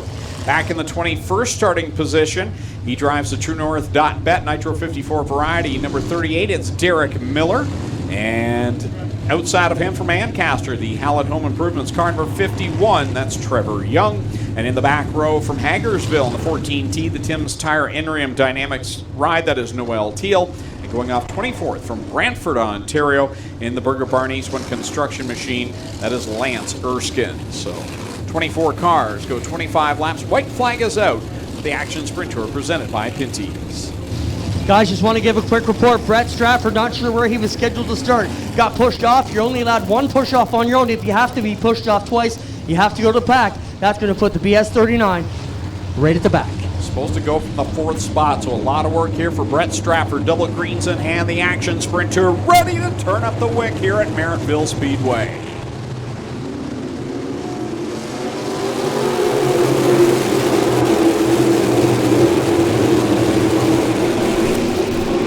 Clean start for the Action Sprint Tour down the back straightaway. Sheridan out in front with Bloodhill in second. Jacob Dykstra still in formation with Curtis Gartley in the 45 battling for third.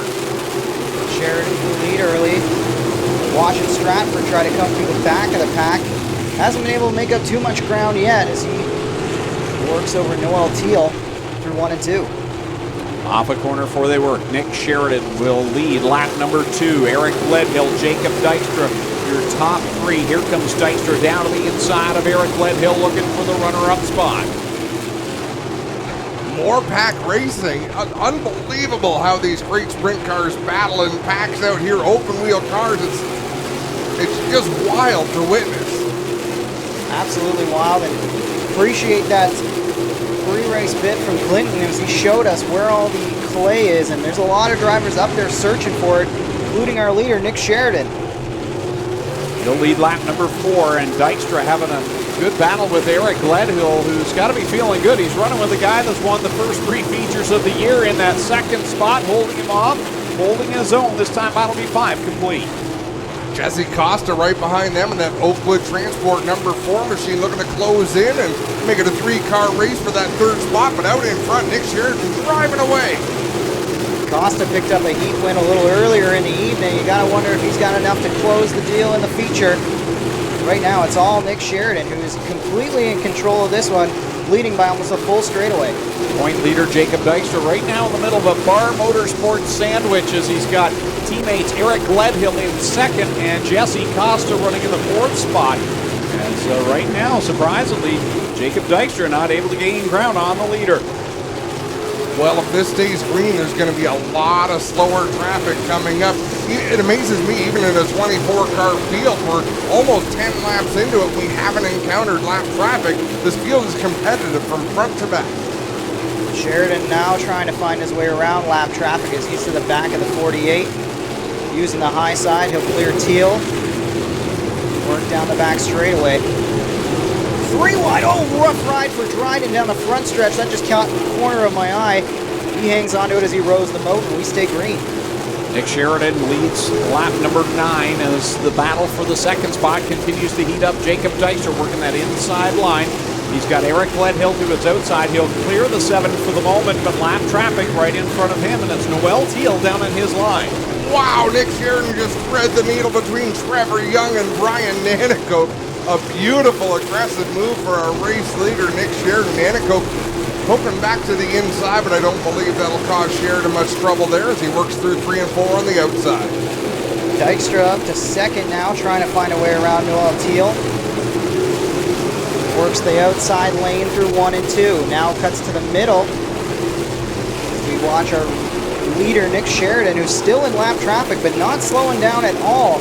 Using that high side and making some bold moves around this race course. And that's kind of the difference right now between 1st place and 2nd place.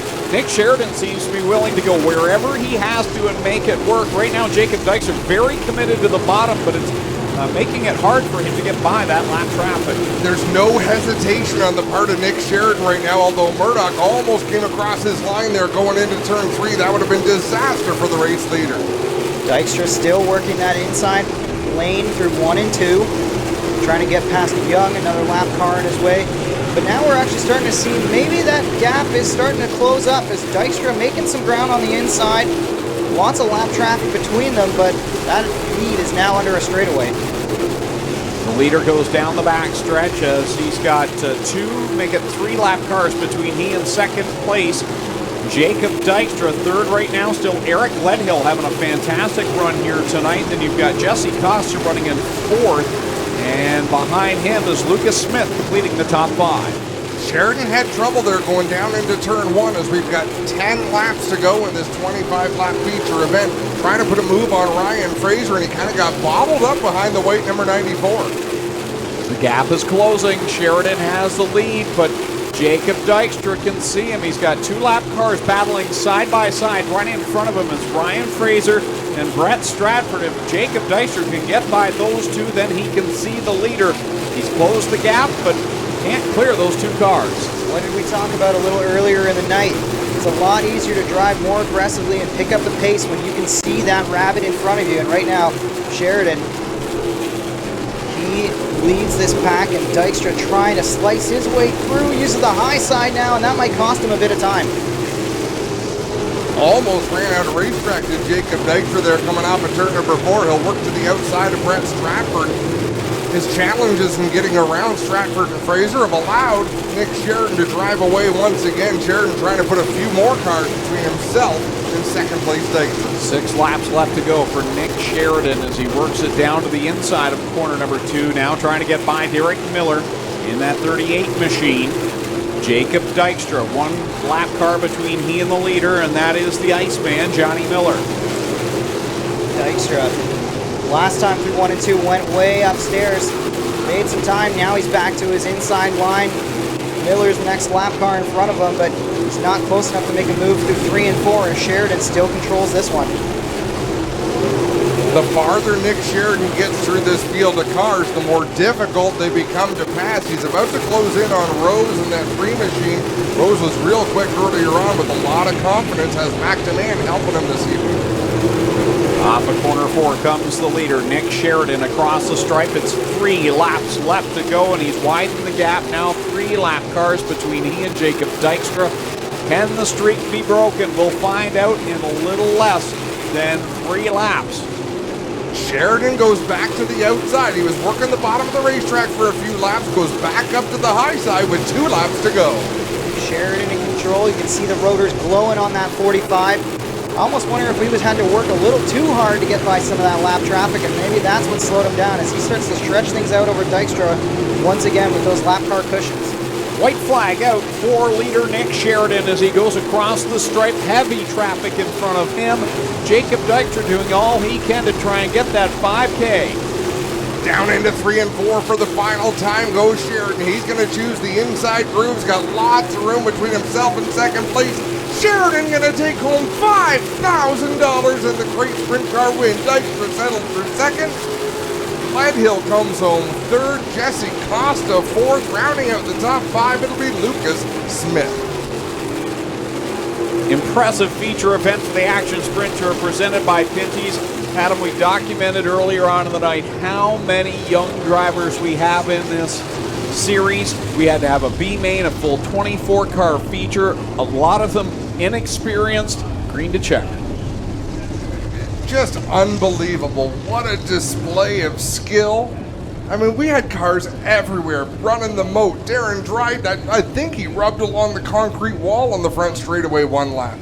That was a wild ride for Dryden. I saw it just coming out of the corner of my eye. I watched him row the moat, as we say here at Merrittville.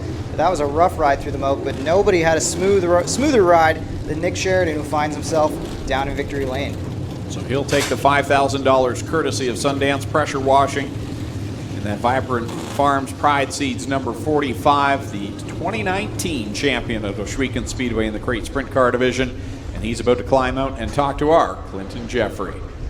I often think Clinton Jeffrey, he talks real fast. You are about to see someone who puts Clinton Jeffrey to shame. Nick Sheridan is the speed talker of Ontario Motorsports. I'm going to try and calm him down, but he's going to be right up. JP, come on down here if you want to come down here. We'd love to see you, and I'm sure Nick would love to shake your hand for your $5,000. Nick came to us as a crate rookie at 14 years old at Ohsweken Speedway. Finished the year as the champion in 2019, and he grabs the $5,000 here tonight. Jacob Dykstra over to give him congratulations, as is Gledhill. Wow, Tricky Nicky. Man, you've had some rough luck, but man, you've been there at the end of these finishes. I see you in the points. I go home thinking you had a rough night, but your point standings are there, and tonight you just showed you can get it done. Jacob's been undefeated in 2021. You got to be real happy, Nick. Oh yeah, for sure. I'm very happy with tonight. But like you were saying, it's been a bit of rough luck the last couple of years with these really small tracks. Just trying to figure them out. We're used to Ohsweken, but I think we got a really good setup in this hot rod tonight. Let's talk about using the outside lane to move around these lap cars. The bottom is traditionally the way to get around here at Merrittville, but you were on the top the whole night. Were you ever worried about opening up that bottom so much? I was worried a couple times. Like a couple times I got in lappers, I was trying to hook the bottom to present the side job because I knew Jacob would be fast. He's been a rocket all year. So definitely glad we got her done finally. And it's been a while since I've talked to you. It's been almost 2 years, so glad to be here. But like I was saying, I wouldn't be here without all my awesome sponsors. Vibrant Farms, Pride Seeds, Leach Performance Engines, Acrid Insurance, Cameron Crane. I'm sure I'm missing somebody, but this is awesome. $5,000, Nick. What does that mean to you? It means a lot. It'll definitely keep this 45 car hopefully near the front for the rest of the year. Put her all in the car. All right, Nick Sheridan gets it done, ladies and gentlemen. How about, Nicky, we get over here and talk to Jacob Dykstra, our second place winner. Jacob is the point leader coming into tonight, 1-3 straight. Jacob, it's a bit of a disappointment. I know you want to take home another $5,000. Lap traffic was tough on you tonight.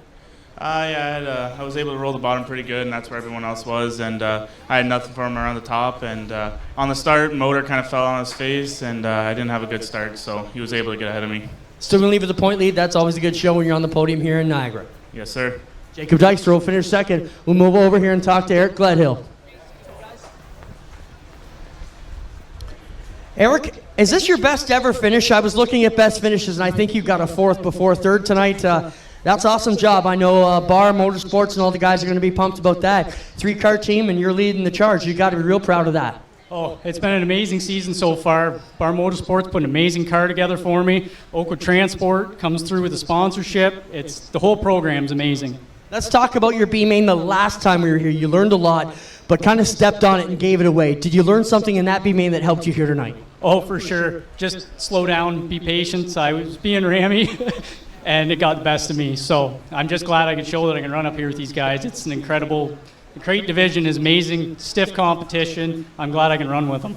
Great job, Eric Gledhill gets his best ever finish here in the Oakwood Transport Fast Track Performance Bar Motorsports team. How about it for Jacob Dykstra, your second place finisher, and your winner tonight, Tricky Nick Sheridan gets it done and takes home JP's $5,000. JP, thank you so much, buddy. We appreciate you helping out the crate division. Adam and Greg, take us home with Jonathan. Great night of racing here at Merrittville Speedway tonight. I want to thank Burger Barn for their support in bringing this. And as Clinton said, we'll be back next Friday night right back here at Merrittville Speedway. So if you want to come and see some live racing action, some sprint car action, some stock cars, you can do it next Friday night right here at Merrittville Speedway. MerrittvilleSpeedway.com for all the information on how you can get here to Merrittville and check out just an absolute beautiful facility. It was a great night. It was a great time. I mean, we watched the teams continue to file in on a Friday night, and they didn't disappoint. Just fantastic racing. Nobody got wrecked. There's some damage. I mean, Corey Turner at the Burger Barn, number 13, had some suspension damage. There was a mini stock that had some damage, but I often get to the end of these nights and look back and think, man, that's a good night of racing. Nobody can't come back and race next week or tomorrow night, whatever the case may be. Yeah, and I got to give a shout out to our Bobcat Hamilton weekly racing series. There's the Glow and Go Tanning 4-cylinders put on a heck of a show. That looked like Daytona or Talladega out there.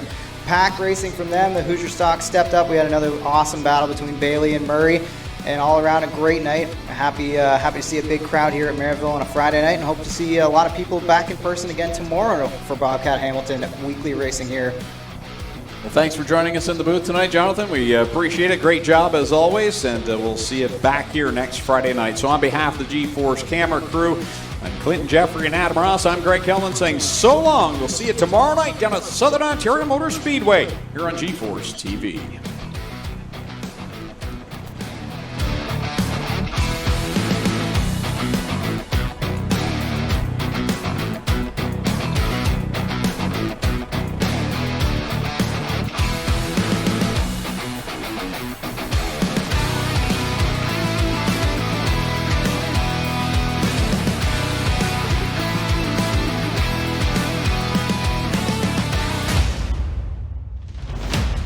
copyrighted broadcast may not be reproduced, retransmitted, or used in any form without the authorized written consent of GeForce TV.